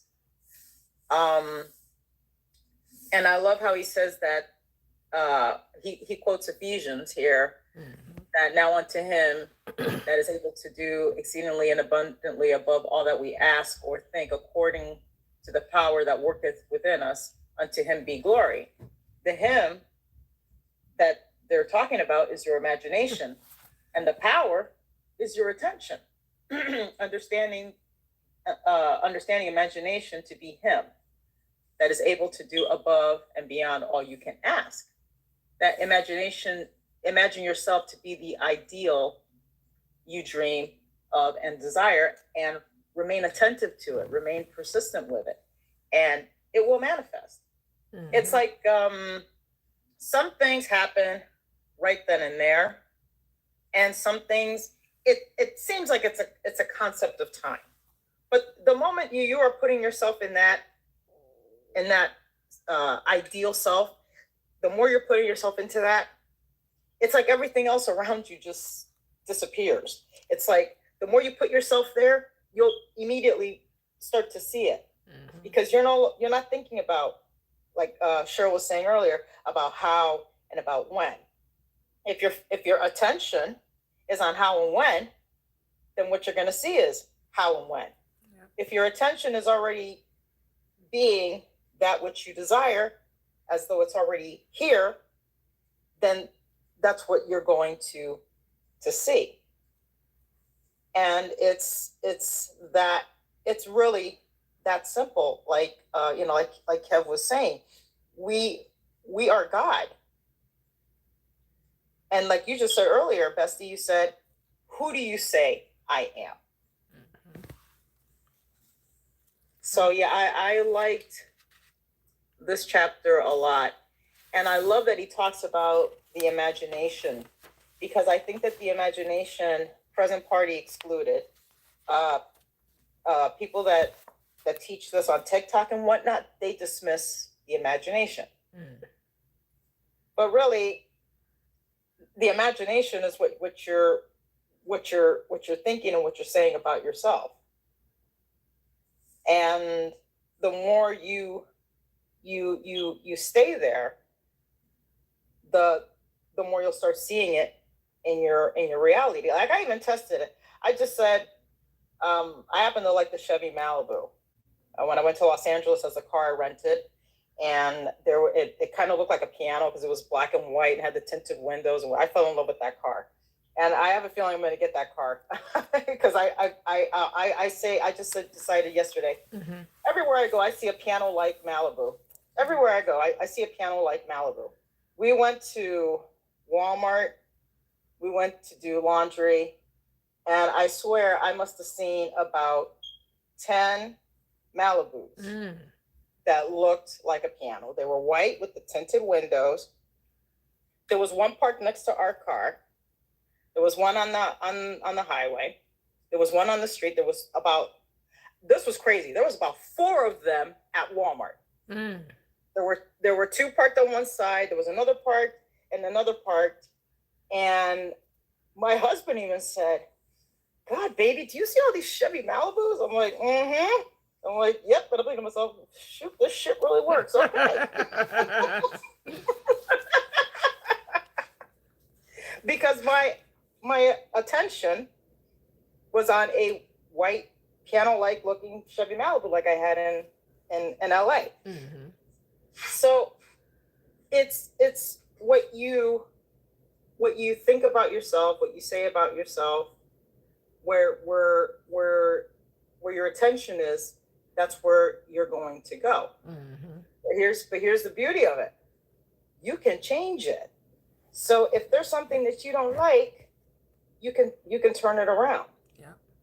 And it's easy, even with things that we don't like. That's the interference, right? That's the interference. Exactly. That's the interference. You don't see us with things that we don't like saying, "Oh, how am I going to be ugly?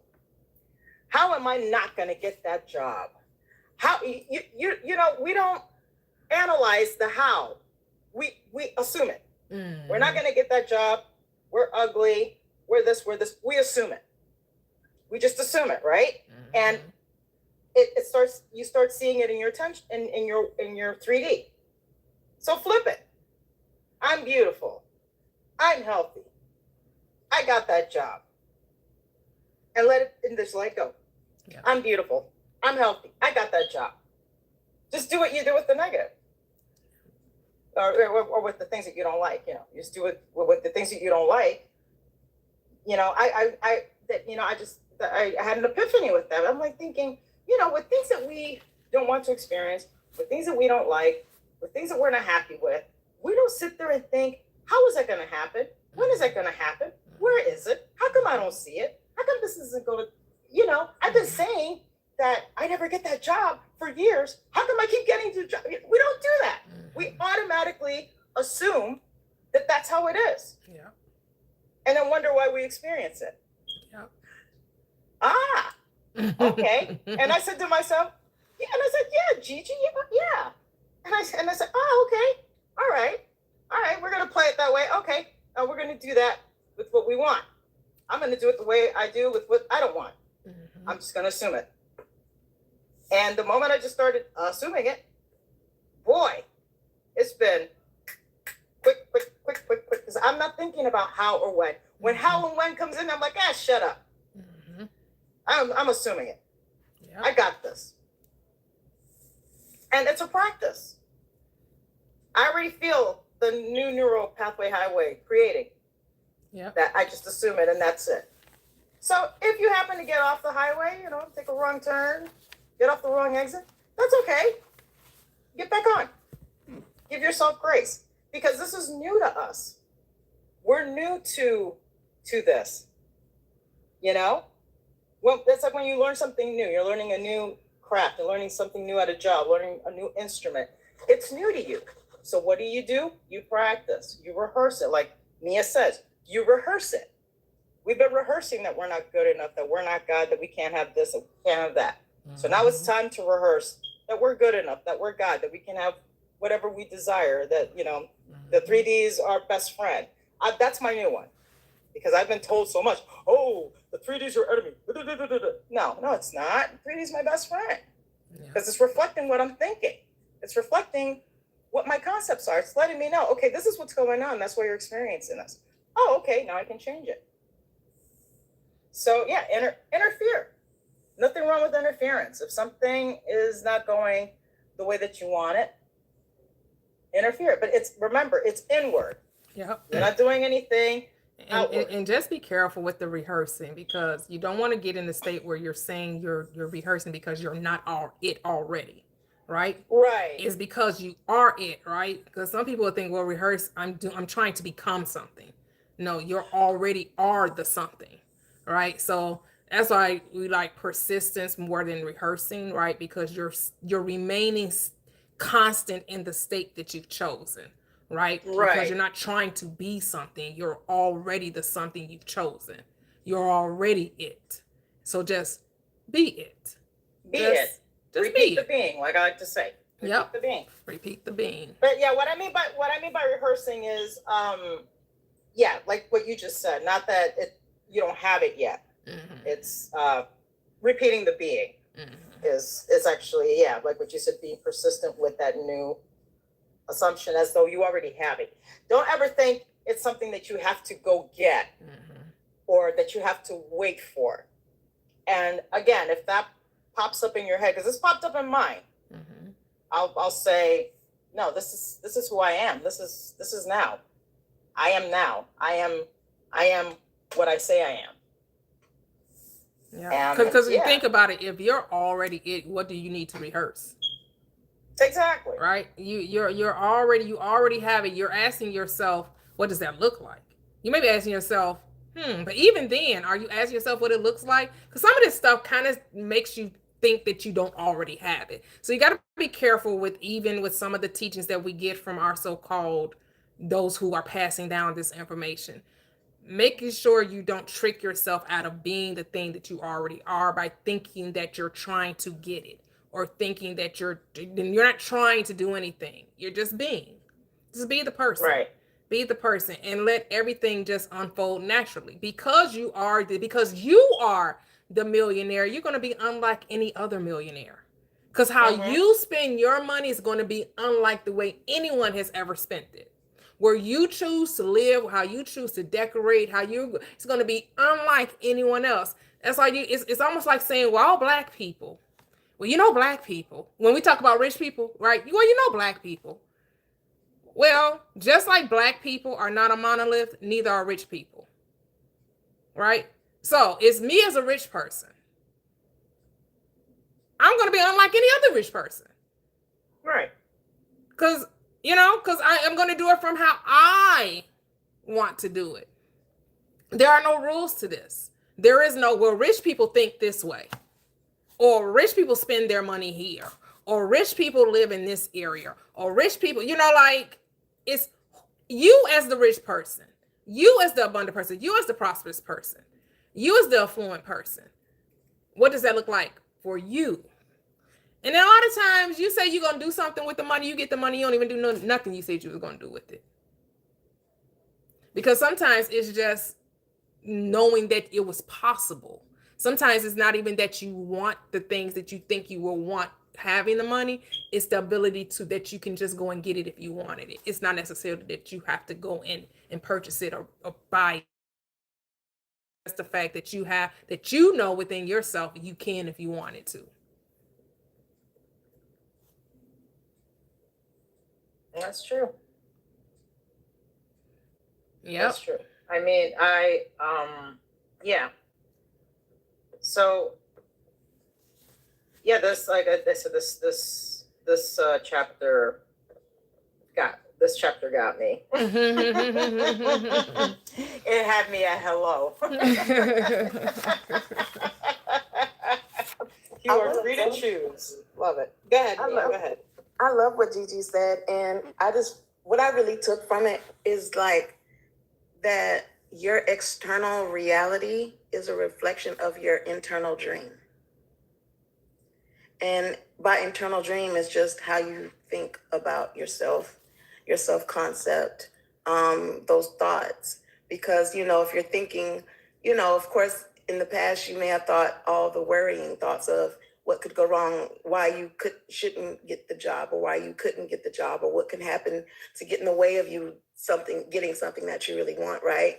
But if your dream only consists of good outcomes, right, then your external reality can only reflect that. Mm-hmm. So just making sure that your inner dream, is of what you want, and just being in control of that. So, having a good self-concept is very important, because you have to love yourself and know that you deserve the good thing first. That's got to happen at baseline, because if you don't love yourself and think and have forgiven yourself and, giving yourself that unconditional love, God is unconditional love. Well, you are God, so give it to yourself, so that you can have that good self-concept to know that you deserve it, so that you can stop worrying about and doubting if something will happen to get in the way of you getting it. So what I always call that hater that keeps filling your mind with doubt that you deserve a thing is, it was you. So don't be a self-hater, be a self-lover, have a great self-concept, so you don't have to worry about whether or not you deserve it, and just let it happen and trust it. You'll get it fast. Go ahead, Key. I just want to say, you guys really helped me understand this chapter just now. Like, so I'm so glad I was able to make it in when I did, because, like I said, I did not understand the chapter at first. And especially when that conversation, like what Mia just said, and especially the conversation that we had, different decision just by giving yourself the authority. And so I'm like, oh, okay. So now I can go back and reread it and get a totally different understanding from it, which I didn't get at first. So thank you. That's all I had to say. Yeah. Oh, you're welcome. Yeah, say all thy getting, get an understanding. So he says, there is only one substance. This substance is consciousness. It is your imagination which forms the substance into concepts, which concepts are then manifested as conditions, circumstances, and physical objects. Thus, imagination made your world. This supreme truth, with but few exceptions, man is not conscious of. Go ahead, Cheryl. I was just thinking this conversation that everyone's sharing, it just reminded me of I think one of someone who came up on your live a few months back is that gentleman who, manifested a girlfriend, or maybe they're married by that time. First he got clear, through his mentor, said, what do you want in a relationship? And then his mentor said, be that. Mm-hmm. And then walking through his reality as though he already had a girlfriend, to the point, where he was, taking her out to Valentine's dinner, even though she wasn't there, or, going out to family gatherings as a +2. And I just think that's even though I don't think we have to go to that extent to where we're doing those things, going to dinner with someone who isn't there yet. I think though, just living from that feeling, or, that reality that we are what we want to be, it could be that to me was an effortless, although I'm sure in the beginning it might have felt a little uncomfortable, but it just felt like he made it become natural. And he kept his attention on that, that's what he was in a relationship. And, it just reminds you, it can be fairly simple. Mm-hmm. But just getting it to that feeling of naturalness. Mm-hmm. And having the commitment, that was a real commitment to me, to do that in public, to order dinner for 2 when you're only 1. That took real conviction. That's only because you think it's something that something should be embarrassed, or people would, right? We don't do things because it's we worried about what others would think.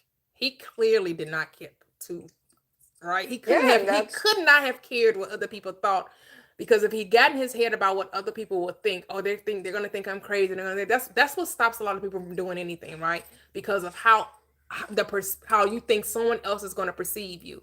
But people are only going to perceive you as you perceived yourself. Well, that's why it's such a great example, because I'll have moments in my life where I'll think of that and I'll be like, are you willing to have that level of conviction? Because again, to me, it's the self-accountability, we all do it our own way, because because to him it could have been fun. It didn't have to be uncomfortable. It could have just been fun. It could have just been hey, I'm playing a role, I'm playing a movie, I'm here with my girl. I don't care if you can't see it. I know what's there. They could think I'm crazy. I don't really care, right? I'm doing this for me because this is how I perceive that I need to get into character to be the being that I say that I am, and I'm willing to make it fun and pay for a meal for 2, because that's what I will be doing anyway, right? I'm married. I'm going out to dinner. I'm not going by what it looks like. I'm going to, and from the outside, I'm going by what it looks like from within. So in my mind, I'm married.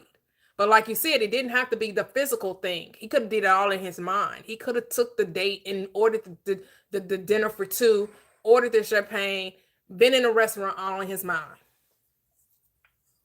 He could have done all in his mind. That's why I just love that story, because, I think he made it natural. Mm-hmm. So if you are, and I think that's a good indication of, we can always learn from ourselves, right? So if living in that reality feels uncomfortable, or, you feel uncomfortable in it in any way, whether it be if you would feel embarrassed to order 2 dinners for 1, or just, you go in the store and you're rich, but yet you're checking all the prices. You have to pay attention, how am I feeling in this moment? And it has to become natural for you. But who's to say, why do we assume that people with money don't look at prices? Well, I meant if you're worried about your, the total. Yeah, the reason why you're looking at the price, right? Yeah. Because I'm not going to say that people don't know how much stuff costs, right? Right. They're not caring about the cost, right? If you're checking because you're trying to figure out, well, can I afford this? Then more times than not, you probably can't afford it. If you're looking to see if you can afford it, then probably 9 times out of 10 you already knew you couldn't afford it, right? Right. Yeah, if you feel fear behind it, I guess would be if there's a fear or you're not comfortable with the thought even of I can buy whatever I want, it's making it like that to me is always a good barometer for like where I'm resisting. Right, because you You know, can where look at a it's, price and decide, oh, I want it, but I don't want to pay that price.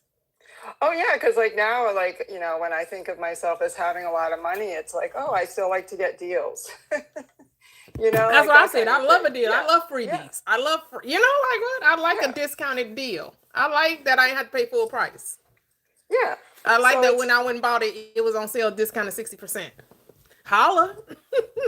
yeah, so it's like, for me, it's, just noticing like if what I'm trying to consciously bring forth in my reality, do I feel comfortable in it yet? Or am I still, feeling like the fear around it or which could show me, oh, I still don't feel worthy. I still don't believe or whatever. So I just, that's just what, the conversation was making me think about that story because I think it's like one of the best call-in stories I think I ever heard because I love, like, he was so committed to it. Mm-hmm. Beyond anything.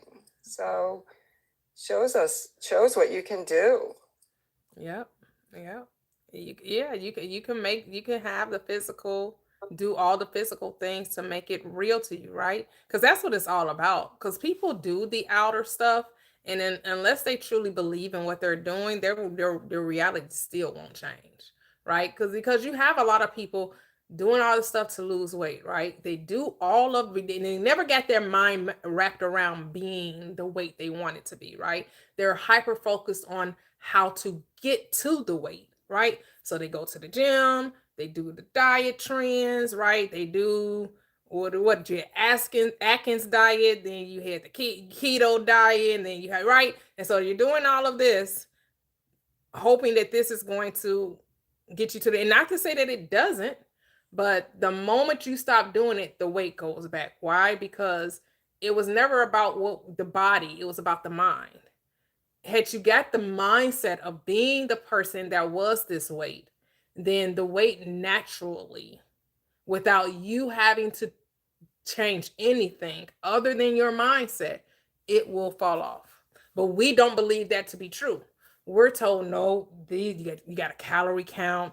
You can't eat this. You can only eat so many times a day. You should eat so many, you should eat so many times before you go to sleep, right? You have all of these rules and regulations that people tell you that, and then they tell you, oh, when you get older, your metabolism slows down. We have all of these reasons as to why the weight comes. But what's the reasons why the weight won't leave? And it's all because of the story you tell. It's all because of your self-concept. It really is. Because if for your weight to fall off, you may become a gym rat. But guess what's going to happen? It's going to be so effortless. It's going to be so effortless, right? Or you may end up being the person that practices yoga or Pilates or picks up a dance class. But it's not going to be something you're forcing yourself to do. You're going to do it with ease because that's the least path of resistance for you. People think because that's how they lost the weight, now they make a book or a videotape or a YouTube channel on losing weight because I lost it this way. Everybody loses. No, that's how you lost. That's how you maintained your weight. And everybody's trying to do what someone else is doing instead of figuring out how to be. We so busy trying to figure out what to do. When it's not about what to do, it's about who to be.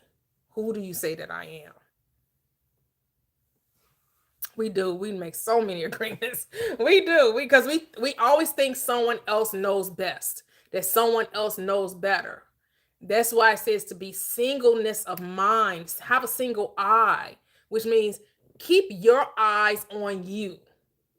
Stop looking over at lane number 2. Stop looking at the grass on the other side of the fence. Stop worrying about how your neighbor got their Mercedes, and I know they make less money than me. How they able to afford that? People living, prospering, you struggling, making $200,000 and somebody making $70,000 living their best life. They can travel, they can buy whatever they want, they can dine whenever they want. They, because they figured out that they weren't going to let their income determine their way of life. And you have to decide that your income is not a limitation. It's not a limitation. Because money is the limitation, right? Anything that is physical is the limitation. But you're unlimited. Because all the things that you think you need money for, you don't need money to do. We just been told that that's what we need money to do. And again, I'm not against money. Because I want money. Like, I like money. Not even want money. I like money. Lots and lots of money, baby. Like, I'm a billionaire. Right? Like, I'm not saying that you ain't got nothing against money. I'm just saying it's a limitation, though, because when you decide that you want to do something and you add money to the equation and you find out, oh, it costs this amount of money, but I only have X, Y dollars. I can't do that.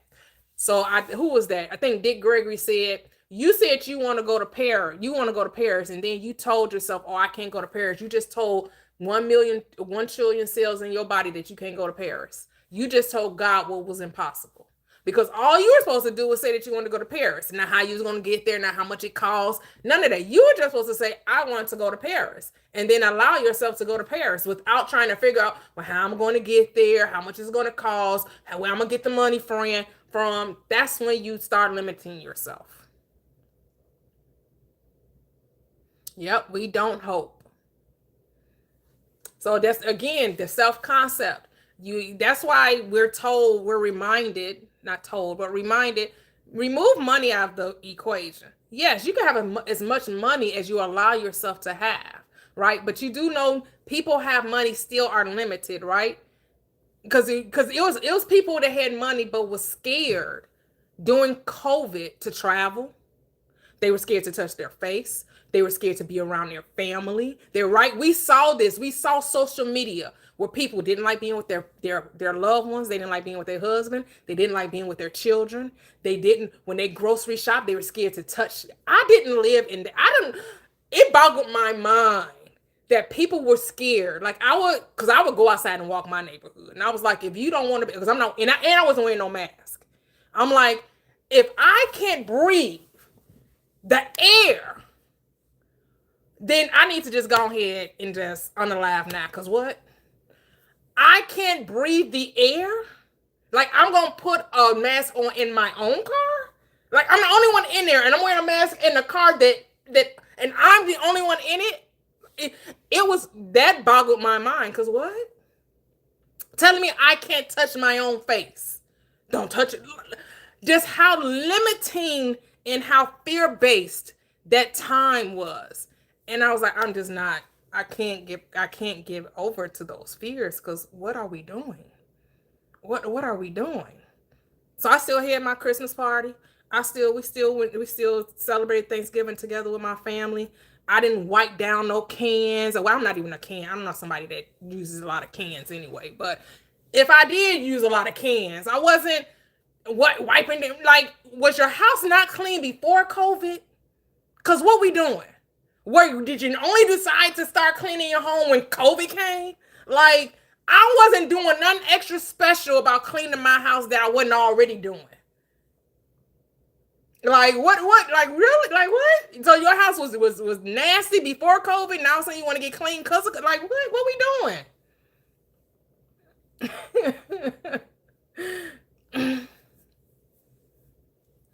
Right, but my world never changed because of it. That my world, we still went, we still traveled. We still, I went over to Dubai. They said they never shut down. The guy the taxi driver that took us to our different sightseeing things, they never shut down in Dubai. When they said the world was shut down, their world wasn't. They didn't do anything America did. None of it. Didn't do nothing. They continued to live life as they lived it. It shows you that So when we hear the story 10, 20 years from now, when people start writing their books, start telling about, oh, you remember 2020?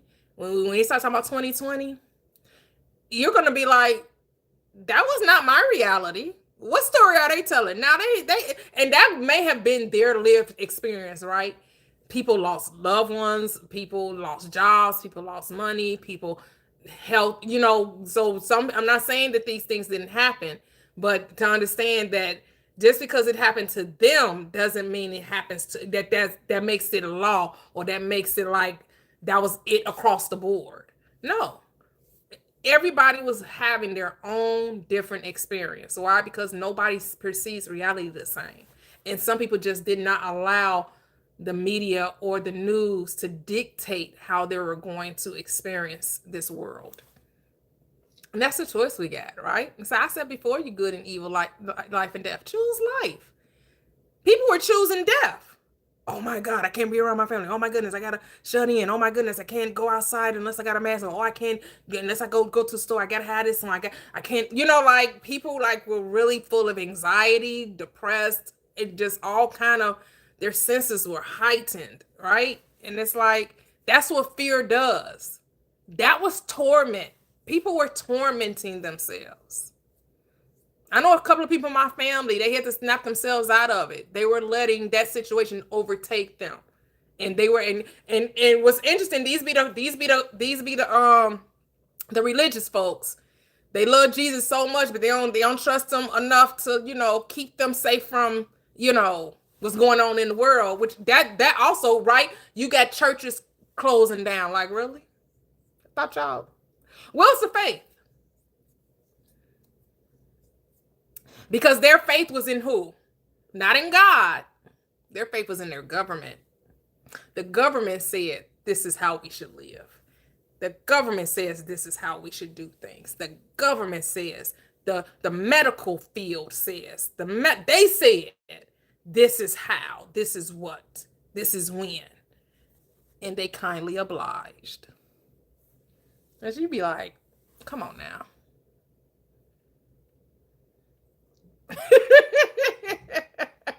Too logical.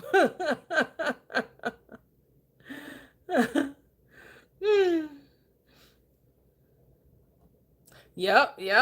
But that's how you have to decide what reality you want to live in. You can let the world tell you what reality to live in, or you can decide on your own what reality, because again, it comes back to self-concept. Who do you say that I am? How are you conceiving yourself? What are you saying about yourself? Right? What are you saying about yourself?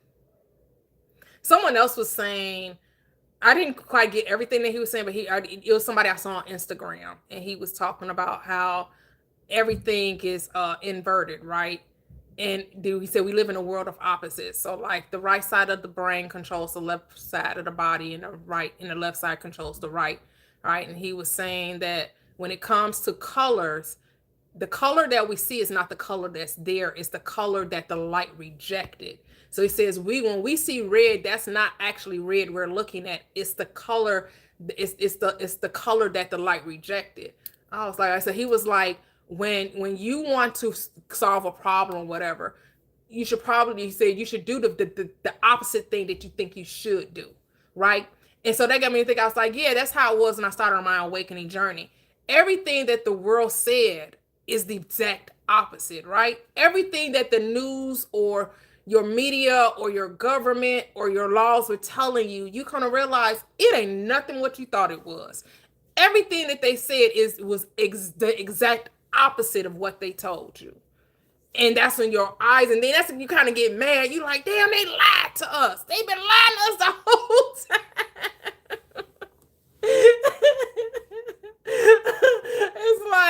It's like nothing is as it seems. It only seems to be to them that it seems to be. What does it seem to be for you? That's why you don't have to go get a consensus. With God, you are the majority. With your imagination, you are the majority. But a lot of times we like to go, well, let me see what they say. What do they think? What does this people think? No, it's what do you think? At the end of the day, all that matters is, what do you think? Because as you think, so shall it be. Right? Whatever you think. So what do you think? And now you probably want to stop thinking so goddamn much, right? Stop thinking. You think too much. Stop thinking so much. Which means stop trying to wonder when and how and what you got to do. There's nothing to do. There's nothing to do. Everything you do should be for the joy of it. You should be asking yourself, what does happy feel like? What does happy look like in my life? What makes me happy? Like, really sit down. That's the commune with your own self. I know I tell you, I don't necessarily always say what you should be doing, but this is something I recommend. And then you could take it or leave it, right? To sit with yourself and ask yourself, what does happy look like to me? Like, what really makes me happy? What brings me joy? What can I do that's like the easiest? It takes no effort. I don't have to try too hard. I don't have to convince. I don't have to coerce. I don't have to manipulate. It's just something I can just do with ease. The least path to resistance. What is that? And then do it. And then do the thing. The thing that you said that brings you joy, that makes you happy. Why are you denying yourself of your joy and your happiness? Because if we only get this now, we only have now, why are you not doing the thing now? And you're not doing it to make you happy. You do it because what? You are happy.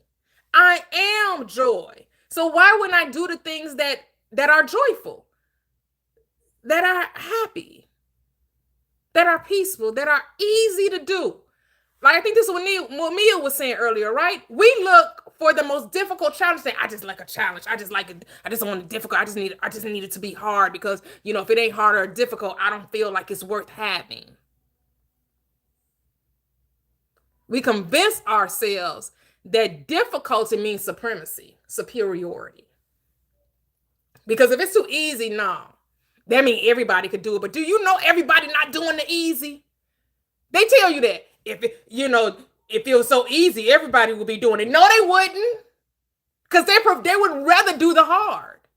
Everybody not doing the easy. Everybody choosing the difficult world. Everybody choosing the hard way. So again, that's that world of opposites. The world is telling you, if it was so easy, everybody would be doing it. That's cap. That's the lie. Everybody not looking for the easy. Go ahead, Kevin. That's confirming that the world is a mirror. Don't you realize when you look in the mirror, it's the opposite? Inverted, right? It's Inverted all and turned around. Yeah, it's not like you said, no one can see God. You have never seen what you look like. No, nobody has. No one has ever seen what they look. We have never seen what we look like. And we got to stop seeing everybody, other people, somebody else. There is nobody else. It's only you. There is nobody else. Them folk over there, I don't know why everybody always doing thus and so. It's you. It's only you. Nobody lied to you. What you saw that you found was not true was your programming. Yep. All you witnessed was your programming until you found out you need a different program to have a different experience. Yep. Yep. Yep. That's all it was. Yep. Yeah, we like to say they. I'll be guilty of it, but I know it's no they, right? Yeah. Sometimes when I talk, I say they, but I'm saying you realize that you were living a world of inside out. right? Right. Basically living outside in. You were not living inside out, which is how you were intended to live. Correct. Correct. If if you decide one day that you don't want a 9 to 5, that you just want to sit home or sit wherever you want to sit on the planet and let money come to you, you can do that. If you want to say, I can do it, but it's going to be hard, okay, you can do that too. Or you can say, it's easy. Everything is easy. I saw the video where the lady said, everything is always working for my good. And I've been saying that for decades. I don't care what happens, how it happens, when it happens. It's always working for my good. And my kids go, like my dad says, it's always working for my good. Mm-hmm. They adopted that. And it does. Because we are our thoughts. Thoughts are things, and we are the things of our thoughts. Yeah. You are your sum total of your beliefs. The sum total. If you want a different outcome, change your thoughts. And you can only do that through the power of awareness. I think there's a book on that. That part. It's the giggle for me. I love it. I love it. The giggle's like, it's like sneaky. Yes, I absolutely adore the growth that I've seen every one of you guys. Absolutely, it fills my desire cup running over. It's what I desire. It's for you to know the power in you and exercise, walk in it, be in it, be consumed by it. When I say consume, I mean be burnt up beyond recognition. Yeah. That the old you is not even a thought. I'll tell you a story that happened to me this week. I bought this pan, and look, we listen and we don't judge. We listen and we don't judge. We listen and we don't judge. That mean they about to tell you a story that they Right, was some right. judgy boy. You're like, About to get what was real. that? The fact that you gotta preface it, no judgment. Is this a no judgment free zone? Yes. After some judging finna come on now. You already gave us permission to judge because you told us not to. But go ahead. I love it. I love it so. judgment, Kev. No judgment. So, I wanted a pen, and anybody that knows me, really knows me, knows that I prefer quality over cost. So if something carries a lot of quality, I don't care what it costs. I justify the cost with the quality. That's just how I am. There's no way I would have bought that or paid for that much for that. You're crazy wasting your money on that. It's me. That's how I am. So I bought this pan, cooking pan, and the cooking pan and the lid was $200. Right, that may be a little more than what the average person would care to spend, but I think I'm worth it. I feel I'm worth it. So I was thinking, I ordered this thing. When did that thing come in the mail? The very next day, it showed up. I opened it. It was so pretty, so shiny. I'm like, man, Then I looked at the instructions. Well, you can't treat it like any other pan. It's professional grade. So you have to treat it a certain way. I said, okay, I got that. So, you wash it, clean it, dry it off, and put it away for when you want to use it. My son, I went to bed. My son came over and decided to cook something to eat. And if you're my family, my son, or, any of my relatives, you can just walk in my house, go to the refrigerator, cook you something to eat, or get you something to drink, whatever.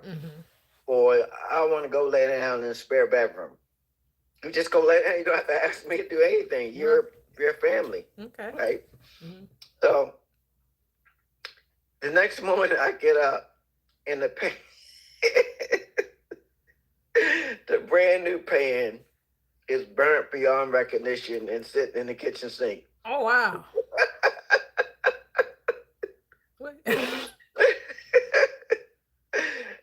And the old me says, Kevin, you go sit down. I got this. We're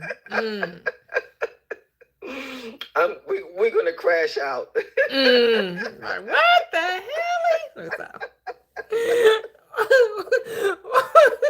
Messing up my good pan. I just spent $200 on this. And I haven't any logic. And look, you haven't had this pan for a week yet. Look at this. Well, at least the person tried to clean it because there's common cleanser all over the sink. Oh, wow. And it didn't do nothing. It was like, Kevin, you might as well throw that pan in the trash can. And I'm telling you guys, I was ready to crash out. Not crash, you know what? Out. You been around them young folks crash. Right. I got younger kids. That's what they say. So I did what chapter 11 said.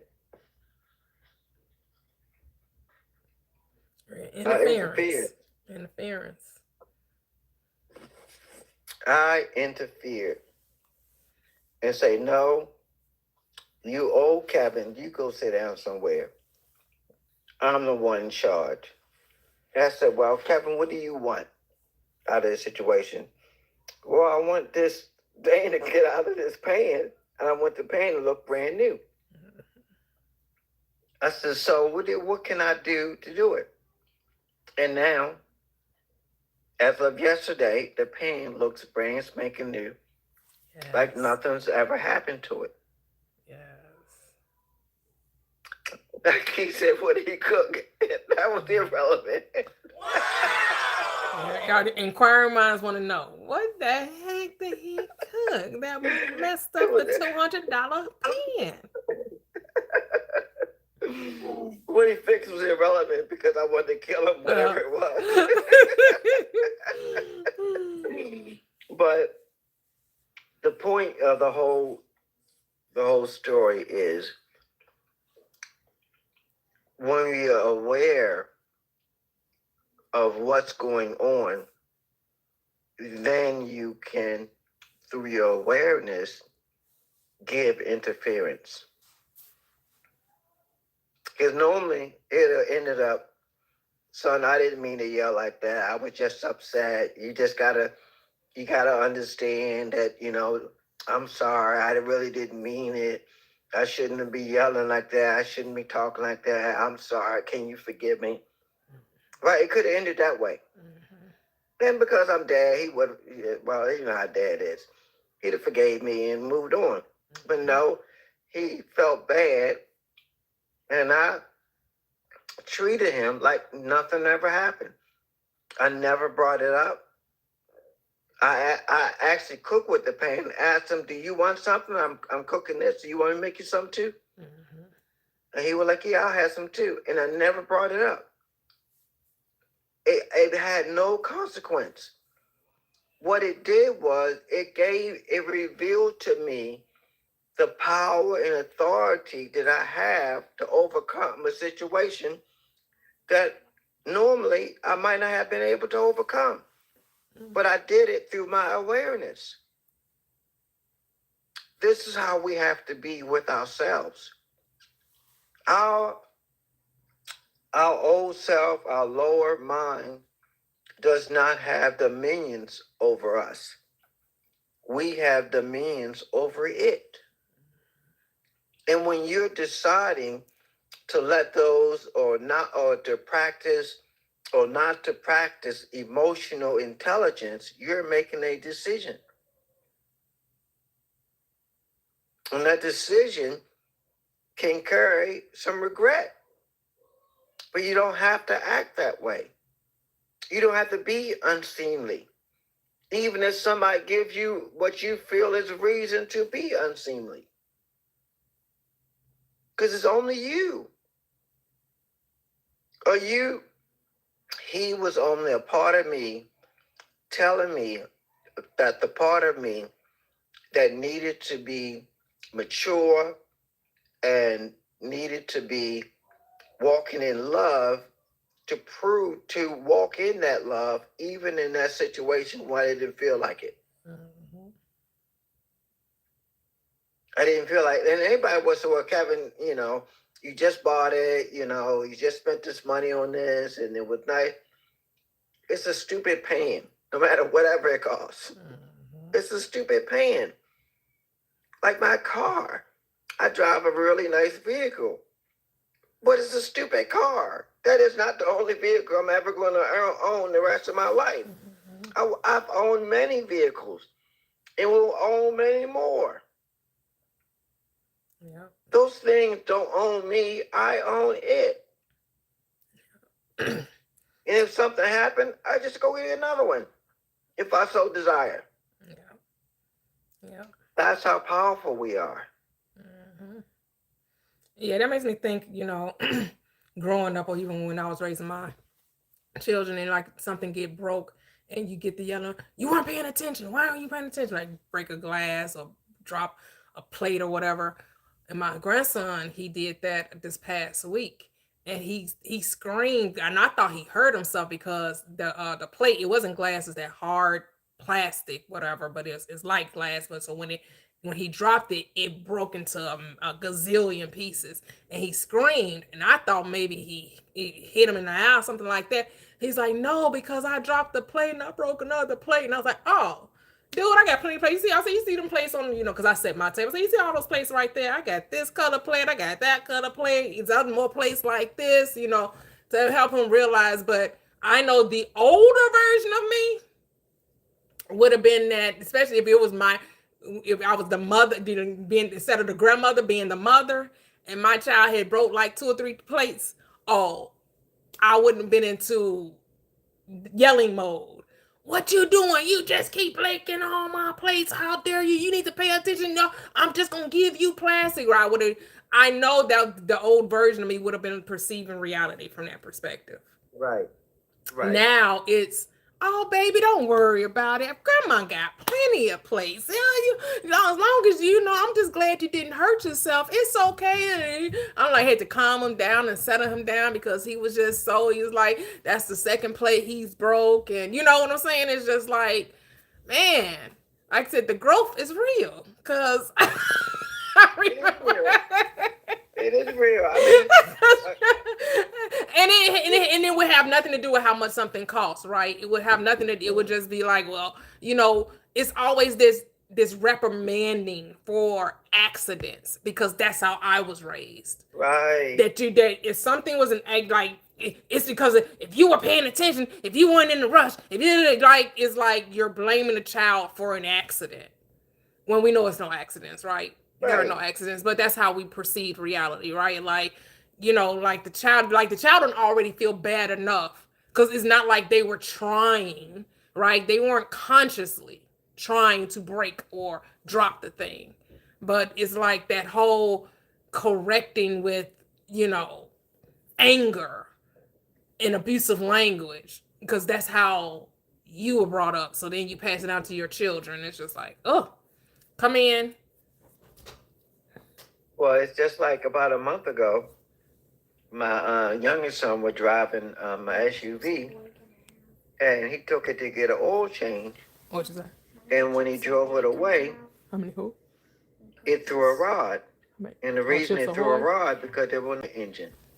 And the whole engine was gone. So now he's feeling awful because he's driving my vehicle and the engine went up. And he feels responsible. He thinks his dad's going to just totally freak out and he's feeling terrible. I'm like, son, it's a car. You know, next time, I don't know who fault it was, but next time, take it to where I take it to get an oil change.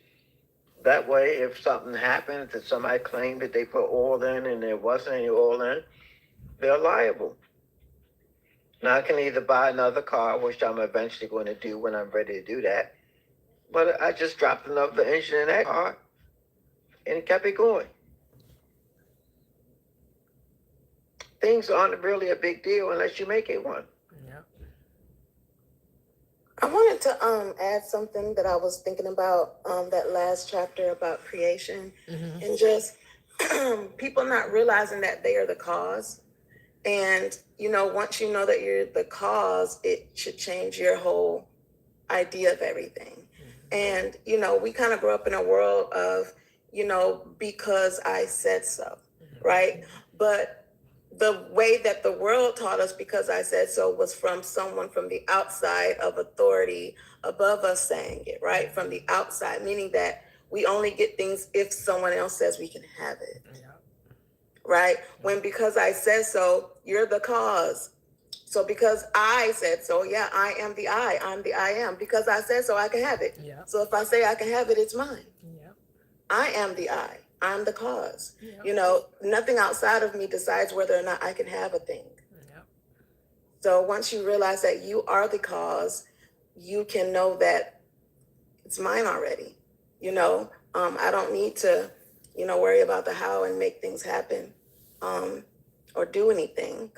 I just need to know that I'm just why it happens. So, yeah, I just think that's important to that's what I got out of that chapter. Yeah. It's because I believe it's a scripture. I think it's in Isaiah.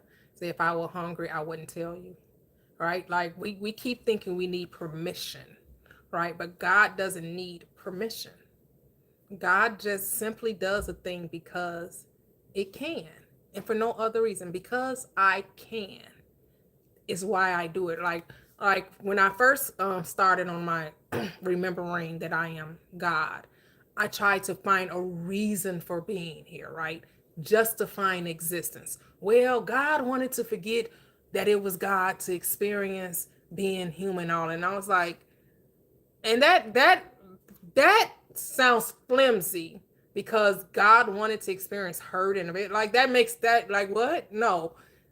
God became human just because he could. He didn't need a justification. He didn't need a reason. All because it decided. And that's it. It doesn't need any more explanation. Not to say that you can't give an explanation. Like not to say that you don't understand why we have a sun and why we have a moon and why we have grass and how, the CO is the CO2 versus the oxygen, right? The oxygen versus what does the plants give off? Like that whole, the carbon dioxide, right? It's a carbon dioxide. They give up carbon dioxide and how we here how it all works together and how it so we understand there was an intelligent design behind to make life livable here as a human. But the reason is because it could, because it chose to, and whatever went along with that choice. And because we chose to come and experience the world of opposites, that's what we're going to experience, opposites, until we awaken, until we remember that, there actually is nothing opposing me. There's nothing opposite me. Everything is me.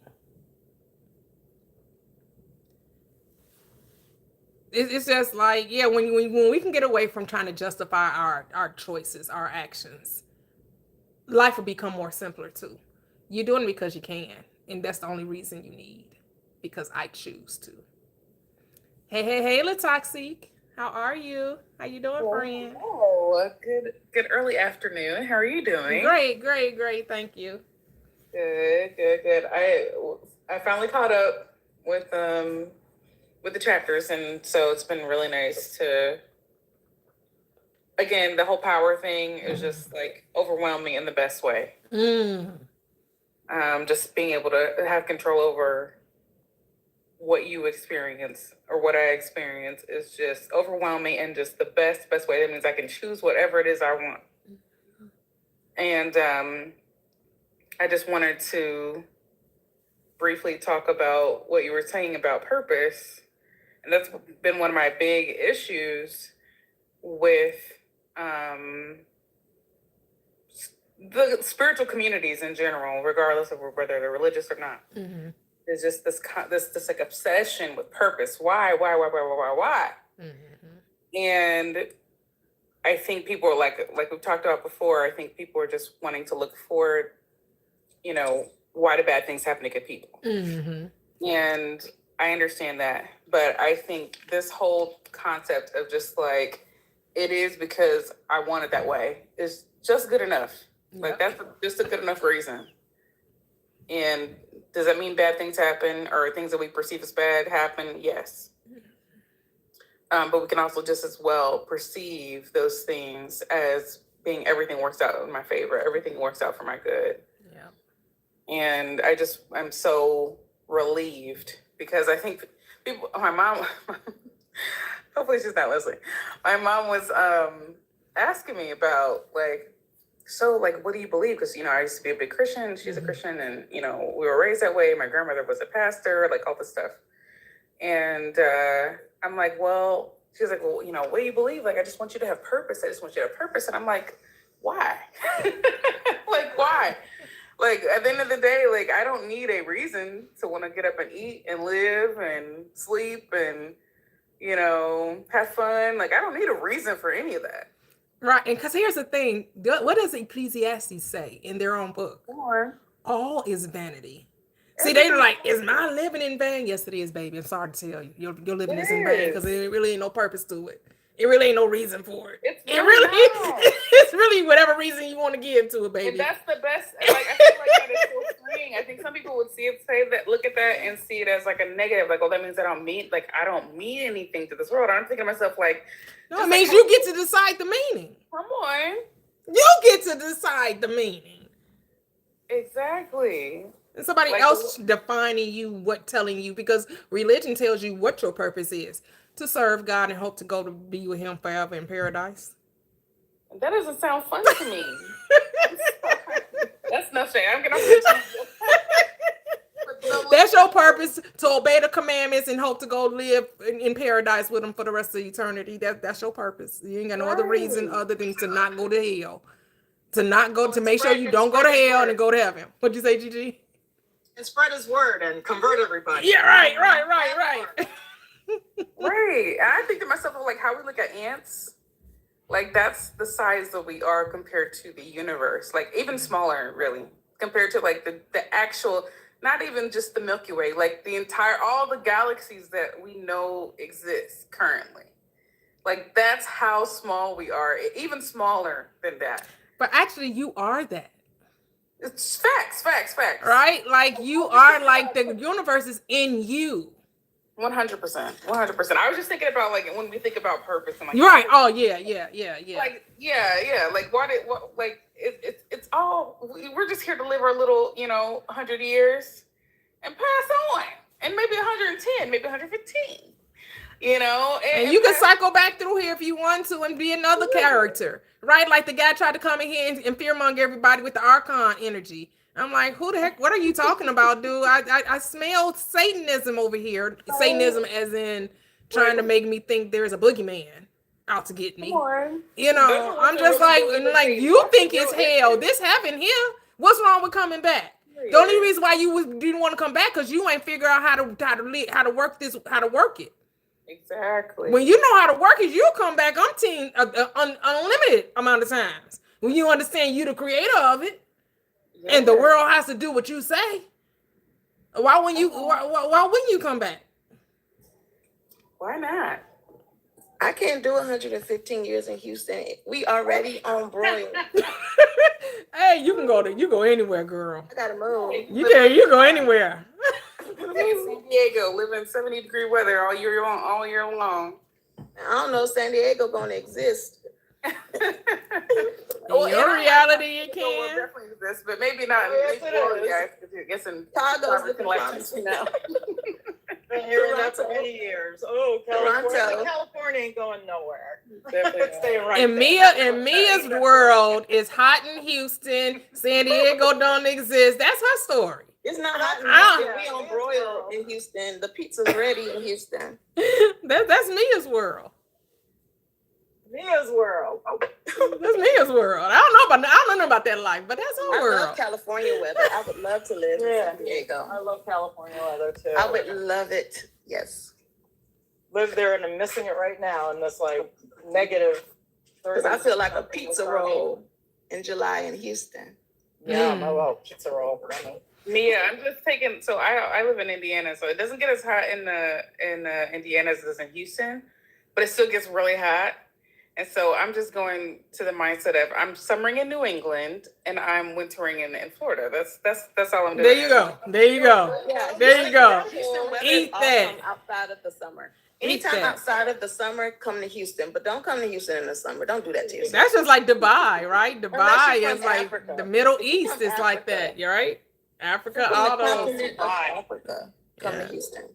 That's my trip. is Oh, Dubai. it's 80 degrees in LA. Woo! All right now. That's what I told my husband. I told my husband, we don't gotta do no more winters in the shy after the last baby graduate. We got 3 more years. She a freshman. She got 3 more years. I'm like, we could pack it up. We could pack it up. Because we ain't gotta do this no more.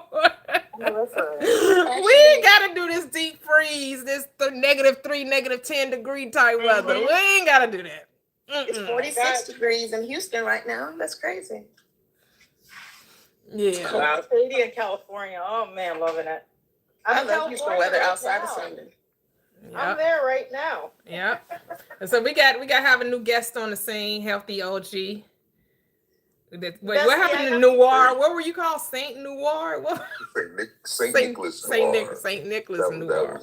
That was for the holidays. Oh, just for the holidays. Okay. Okay. Good. Okay. Bestie, I have to go.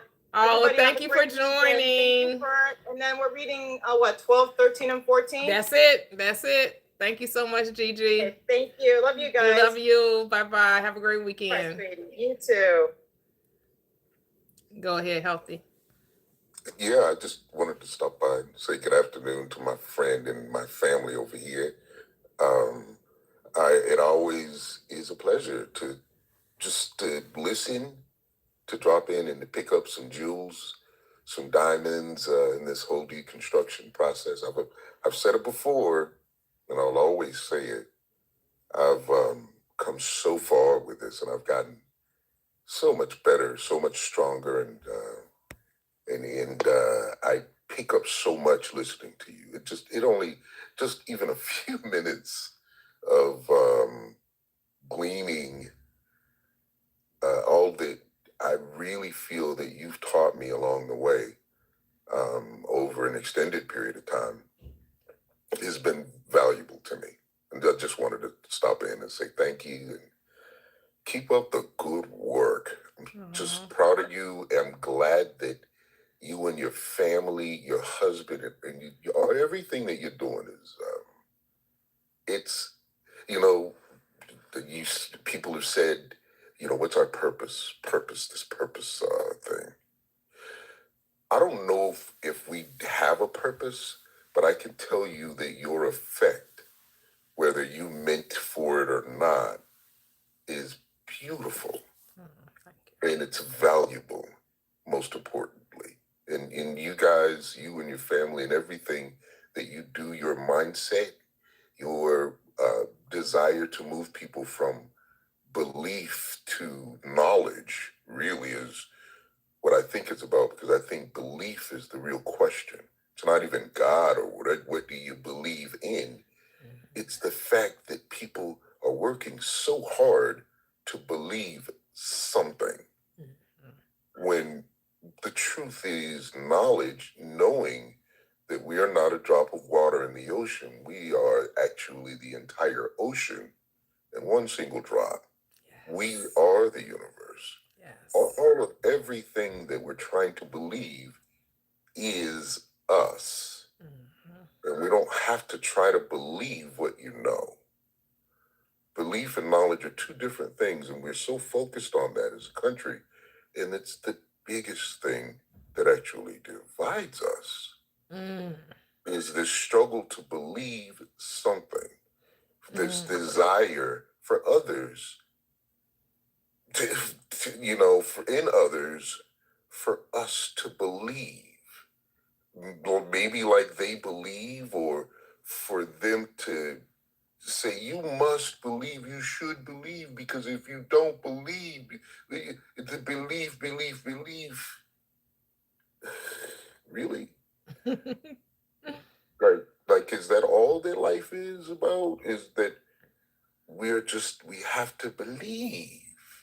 I think it's the worst, the most deceptive concept ever bestowed upon mankind. It is my thing, because it's caused such a fervor, it's almost a dimension. They say we have 3 dimensions. I think the 4th is this idea of belief. And why do you have a problem with belief? Because I don't have a problem with belief. Because I know the world is all make believe. Here's the thing: believe is what this world that you live in is based on. Right. Everything is based on. But here's the thing: it's in who do you believe? Right. In whom do you believe? The problem is you believing in things outside of yourself. Exactly. It wasn't the believe is not the problem. It's in whom do you believe? Right. People are putting their belief and trust in another when the belief and trust should only have been in self. Exactly. And I believe, quite frankly, that without even the idea of belief, then there is only you. There is only you in the first place. There was only you, whether you believed it or not. That's all that it will be. You because a lot of times when we use the word believe, we're using it as a guessing game. However, believe me, so accept a thing as true or real. And we're always accepting something true as real. Everything that you say, everything that you believe, everything that you're saying, you're accepting it as a reality for yourself. That's all believe means. You're taking your knowledge that you have gained and you're making it true for you. That's believe. That's what believe is. You're taking what you know and accepting it as a reality. That's believe. You're making what you're currently experiencing a truth for you. It ain't a truth for me. It don't have to be a truth for me. It's really none of my business what your truth is. The problem that we find ourselves in is that I think I need you to believe as I do. Right. There doesn't have to be a consensus of what you accept as true for you. And if people would just leave other people alone and understand that there are no other people. Yes, that's my point. That's the thing. There are no other people. Everyone in your reality, everyone in your world is there to serve you. But people don't like that because that's how the Christ talked about the kingdom of God, right? And you rule as a king, right? You're heirs to the throne. You're of the royal priesthood, right? Well, a king, do you do anything? You decree things, right? You command things, right? Yes. You sit on your throne and you let the world do everything for you. Right. Are you willing to let the world do everything for you? Because the world would do exactly what you command it to. So if you're saying world, I need you to show me how much a struggle it is, how hard it is. I need to see disease. I need to see wars and rumor wars. I need to see. It's going to say your wish is my command. How many wars you want to see? How many people you want to see unalived as a result of it? How many diseases? How many? What do you need me to show you? Because I'm gonna serve it up for you on a platter. Mm-hmm. But you also can say you want heaven here on earth, and you want to see the peace, the love, the plenty, the opulence, the extravagance, the beauty. Like you can also say that, and it says, "I gladly oblige. I'll give you whatever you ask. Right now, I'll get whatever you tell me to do. I will do for you." Here's the thing: does the king go out and fight? Nope. Does the king cook for himself? No, ma'am. Is the king the reason why the money comes in? Like he's the reason, but does he make the money come? Like no, the world works on the king's behalf. Right. The subjects work on the king's behalf. Right. He has his court that everybody doing everything, and they all come to him for direction, for guidance. And he says, not consensus. This is a dictatorship. This is a rulership. He's telling them this is what it is. That's how we're supposed to be. Yeah. That's what the Bible tells us, how we're supposed to rule in our kingdom. Mm-hmm. We're supposed to rule with dictatorship. This is not a consensus. This is not a republic or a democracy. Very good. But how are you going to rule your kingdom? You can rule it with an iron fist, or you can rule it with love. It's your choice. Some people like to rule their kingdom with an iron fist. They like to beat people upside the head. They like to manipulate control. They like to be gangster with it. But a king, no, all I gotta do is say it, and it must be. I don't gotta coerce anyone, manipulate nothing. All I gotta do is speak the word, and it shall be. But it's your kingdom. You get to rule it however you choose. How you gonna rule your kingdom? Oh my God. Yeah, good stuff. I had a conversation with a guy last week that it just seemed that the frequency, the energy that he existed on was the idea in his mind that he needed to consistently be in a way of defending himself from someone attacking him. Like his mindset, his belief just existed in that, he would have to wake up in the morning and practically, wake up in the fighting position with his hands balled up, waiting to see who's going to attack him. And he didn't even realize it. That's his whole belief was that. And then very intellectually minded, smart, very well-spoken person with several businesses and life very well appointed, but continually trapped in this miserable existence of I must defend myself very eloquently from attack, not realizing that the existence itself must be quite exhausting and miserable because of his very own belief, and not even being able to see it. It's his belief and you're right, definitely his belief in what he chooses to believe in. Because how could... but you can choose not to see him that way. You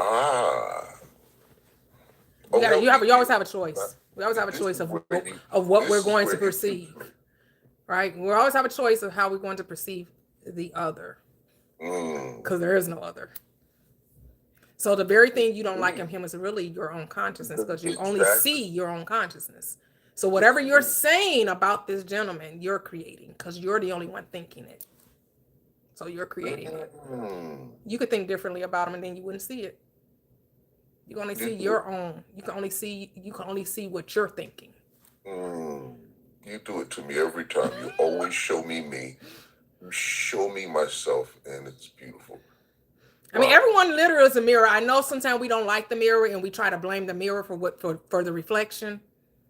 But can you blame the mirror for the reflection? No, it's just me. But sometimes, you're not the only one guilty of it. We're all guilty of it at a time when we try to look right. As Kevin says, my love for you has nothing to do with what you do. My love for you has everything to do with who I am, not who you are. 100%. Right? Because you are only me pushed out. You're only my mirror. You're only showing me my beliefs. And so here's the thing, Healthy OG, you have beliefs that say these are people that are struggling with themselves. there are people who are fighting themselves. And so your world says you're exactly right. Let me show you this gentleman right here. He's doing that exact thing. And you're like, see, I knew it. I knew people were struggling. I knew people were fighting themselves. You're right. You knew it. You were the first one to blew it. You thought it. You accepted it. And the world had to reflect it back to you. Had to show you how right you are. See, when people come in my live and start telling me about the woes of the world, I don't know that world. I don't know what you're talking about. I don't know anyone personally experiencing the things you're telling me. And I'm not gonna say it's not happening, but in my world, it's not happening. Like, I don't know that. I don't know what's happening in Gaza. I don't know what's happening in, I don't know. I don't even know what's happening in the United States. I don't know what's happening in Hawaii. I don't know what's happening in California. I have no idea what's happening 2 blocks down the street from me. I have no idea. I don't know what's happening in the next door neighbor's house. I have absolutely no idea. All I know is my house. So we so concerned about what's happening 6,000, 8,000, 10,000 miles away on another plane, on another landmass. But, what's going on in your house? What's going on in your mind? Because that's the only thing you should be concerned about. So perfect. Imagine that all is well. Imagine there's peace instead of war. How about that? How about you imagine that the people in Gaza got everything they need without you having to lift a finger? I have to say this. Since, the very first time that I've come on this live with you, listened and it's helped me, long story short, to literally change my own health.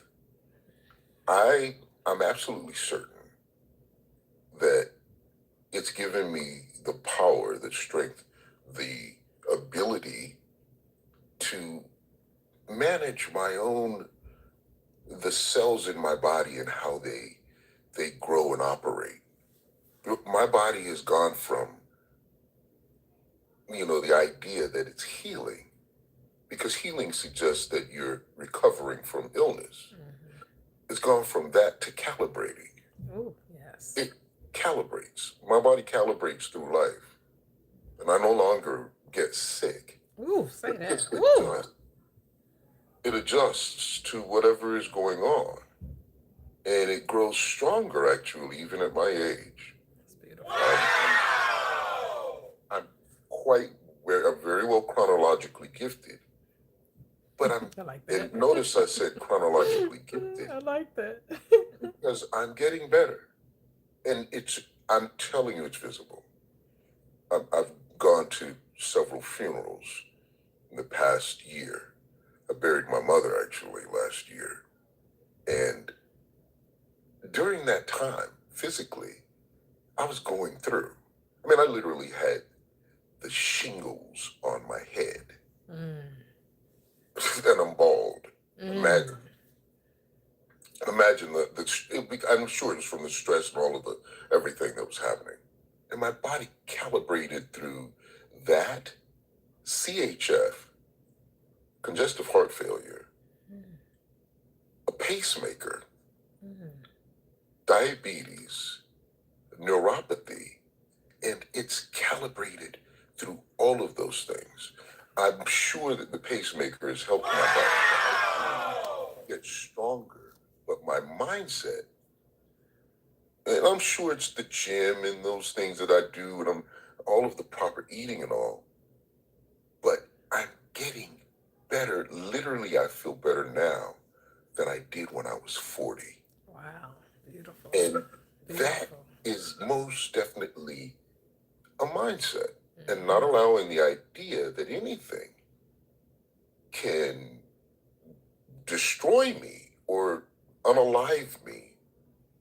It's allowing me to calibrate and get stronger and better, such that maybe the next storm, the next calibration that comes, I'm already calibrated for it. My body is prepared to calibrate through that the way that it's calibrated through all of my life since I've been here.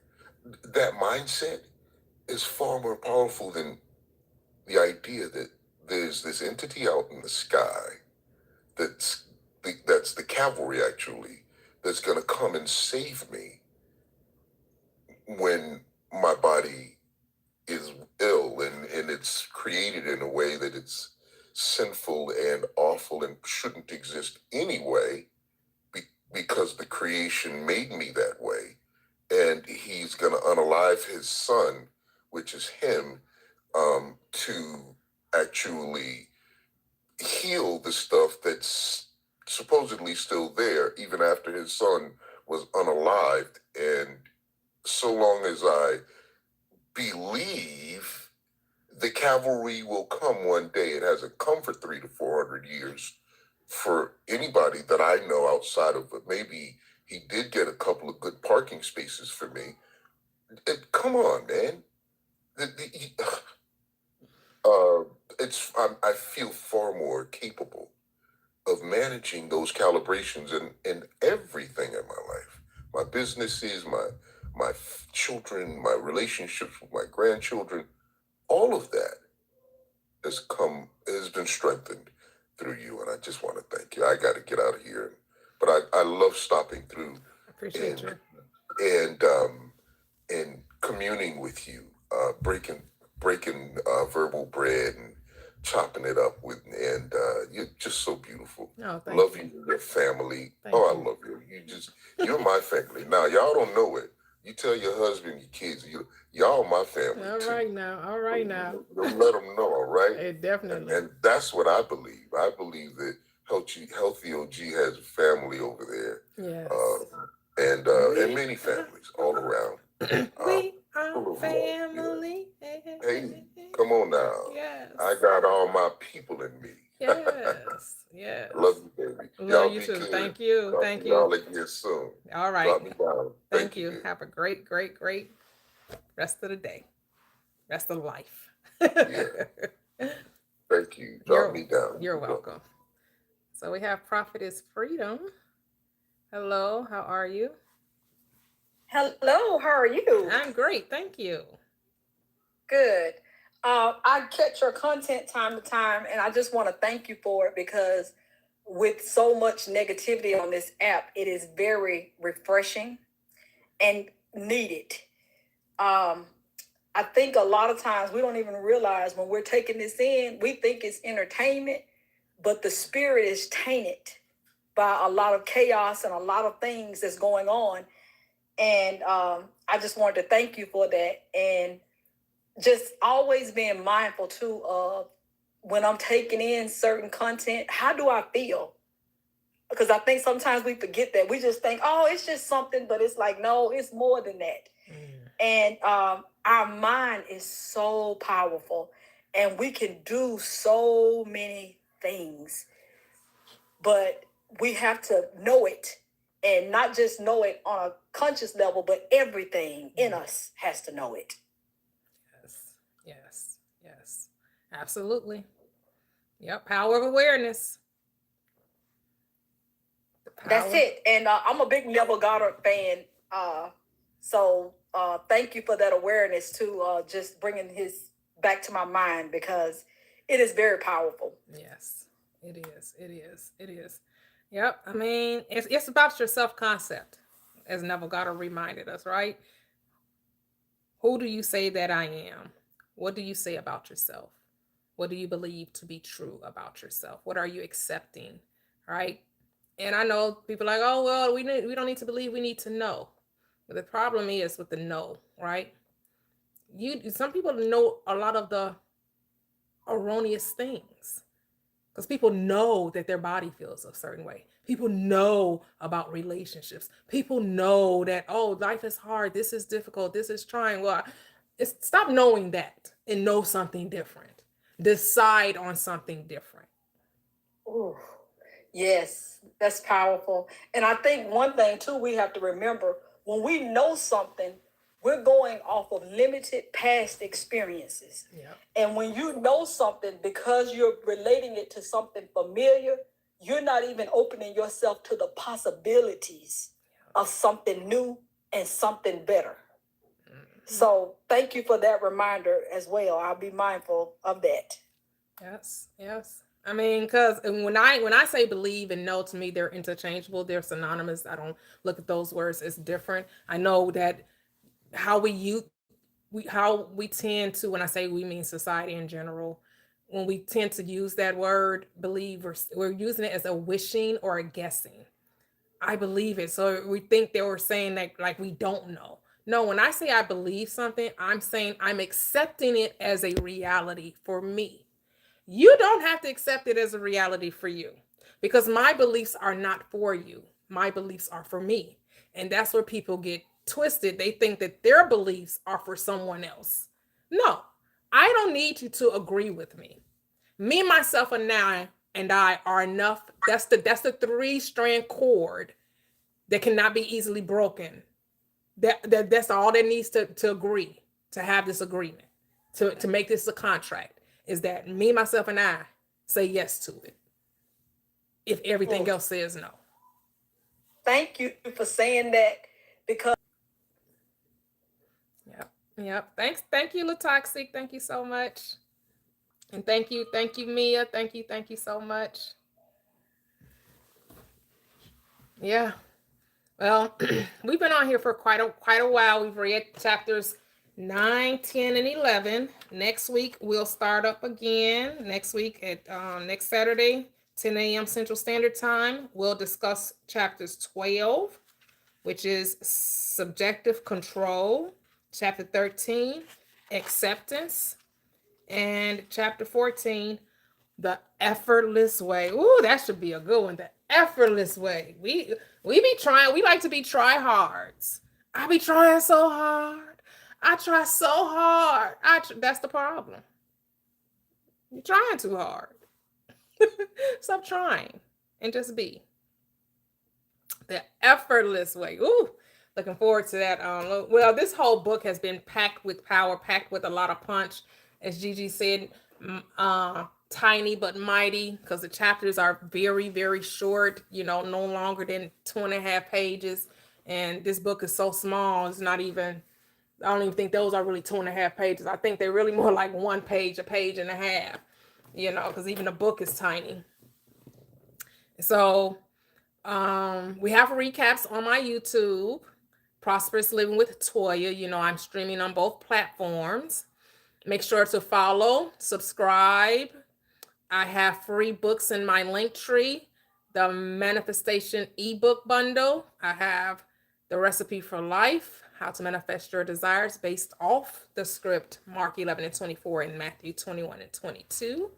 Mark 11:24 says, therefore I say to you, whatever you desire when you pray, believe you received it and you shall have it. And then I have some storybooks for children. The Recipe for a Radiant Life and The Recipe for a Wonderful Life.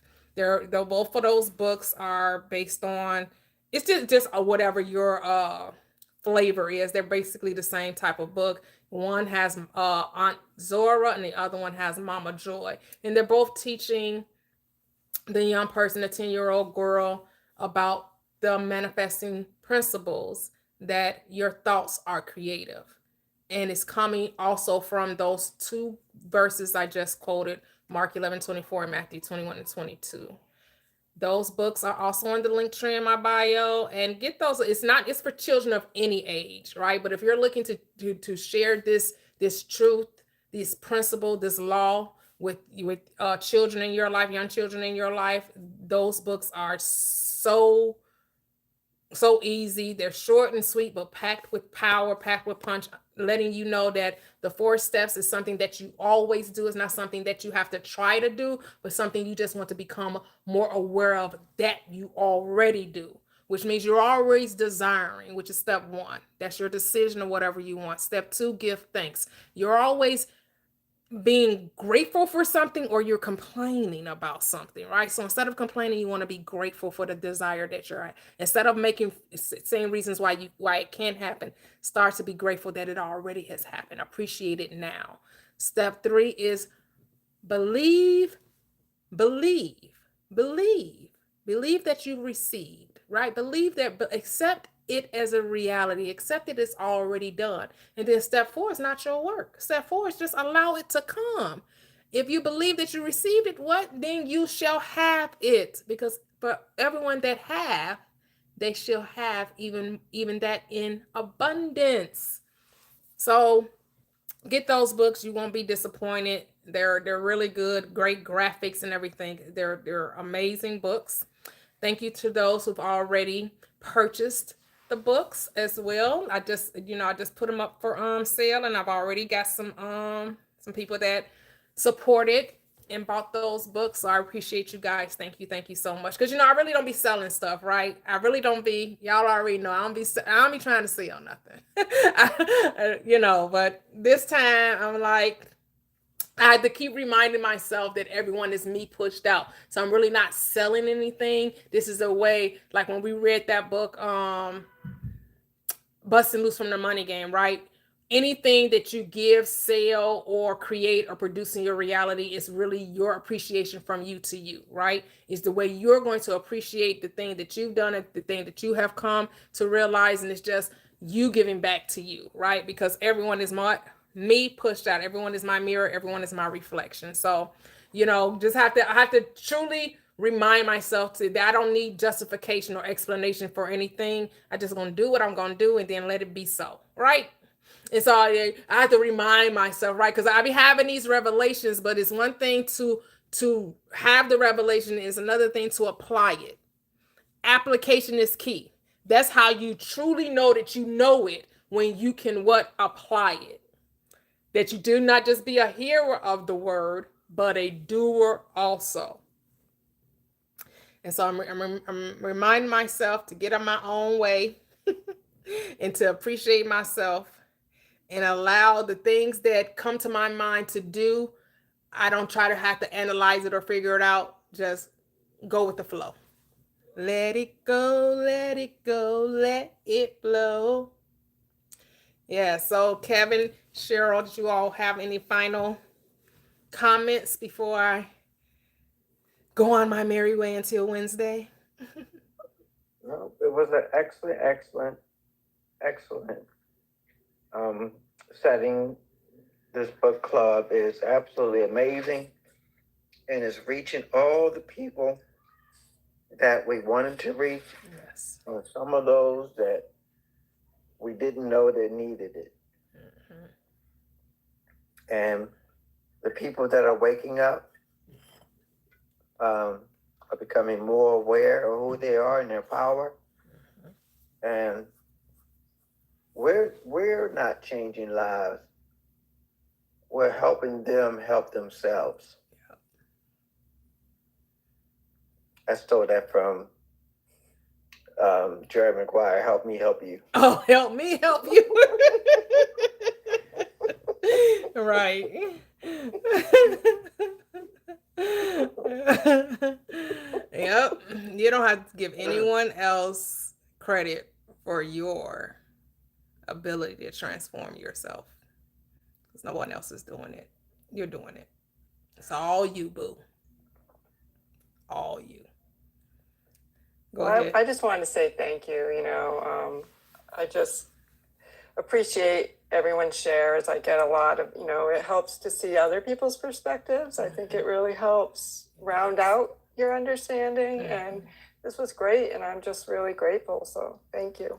Thank you. Yes, I'm really grateful too. It's a beautiful, beautiful community, as Kevin said. As many people have stated over and over again, that we can come here and share, elevate our perspective, elevate our mind, peel back the onion, come to the realization that we are the creator. And, when we say creator, which means we are the cause for it all, that it's as simple as just saying that it's so. That's what makes it so. And then allowing it to be so. Reminding ourselves when we start to try to figure out how to do it, to stop.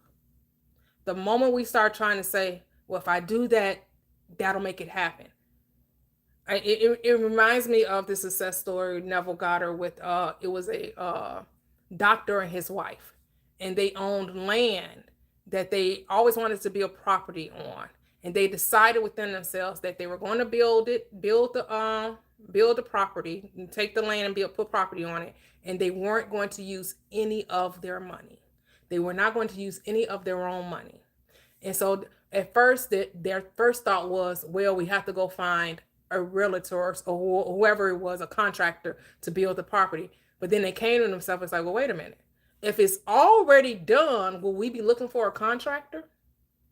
No. So the contractor comes to them. And the contractor says, hey, do you have blueprints or what have you? And they were like, nope, we don't. He was like, because he actually came in there questioning them, like, that you own that property, how come you never built anything on it? I can help you with that. And they, then they listened to him, what have you. He was like, he had some blueprints to sell them. They was like, they turned it down because in their reality, everything was done.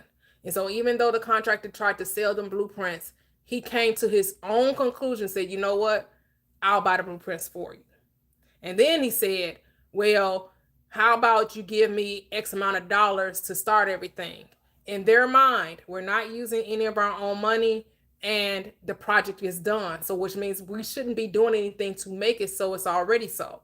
So when he came and said X amount of dollars and they said, oh no, we're not going to go that way, he came back and said, you know what? I'm going to put up the money and you just pay me back from when you rent out the apartments, and that's how you'll pay me back. And the way that they convinced themselves that they already had the apartment building was that they took a friend of theirs that they felt was a little snooty or like sophisticated or what, kind of was like looked down on people, they imagined her coming saying, oh, this is really, really nice. I forgot what word she used, but something like complimenting them on the building. And so when he tried to come back and say, this is how you should pay for it, they were like, nope. And so he put up the money. So they end up getting everything fully did. The apartment did. They had one last, I think they're trying to get the apartments rented out or sold, right? So they have to do whatever they did to imagine that it's sold. Well, and then they end up imagining about what the lady said. The lady actually comes in and she says the exact thing that they had imagined.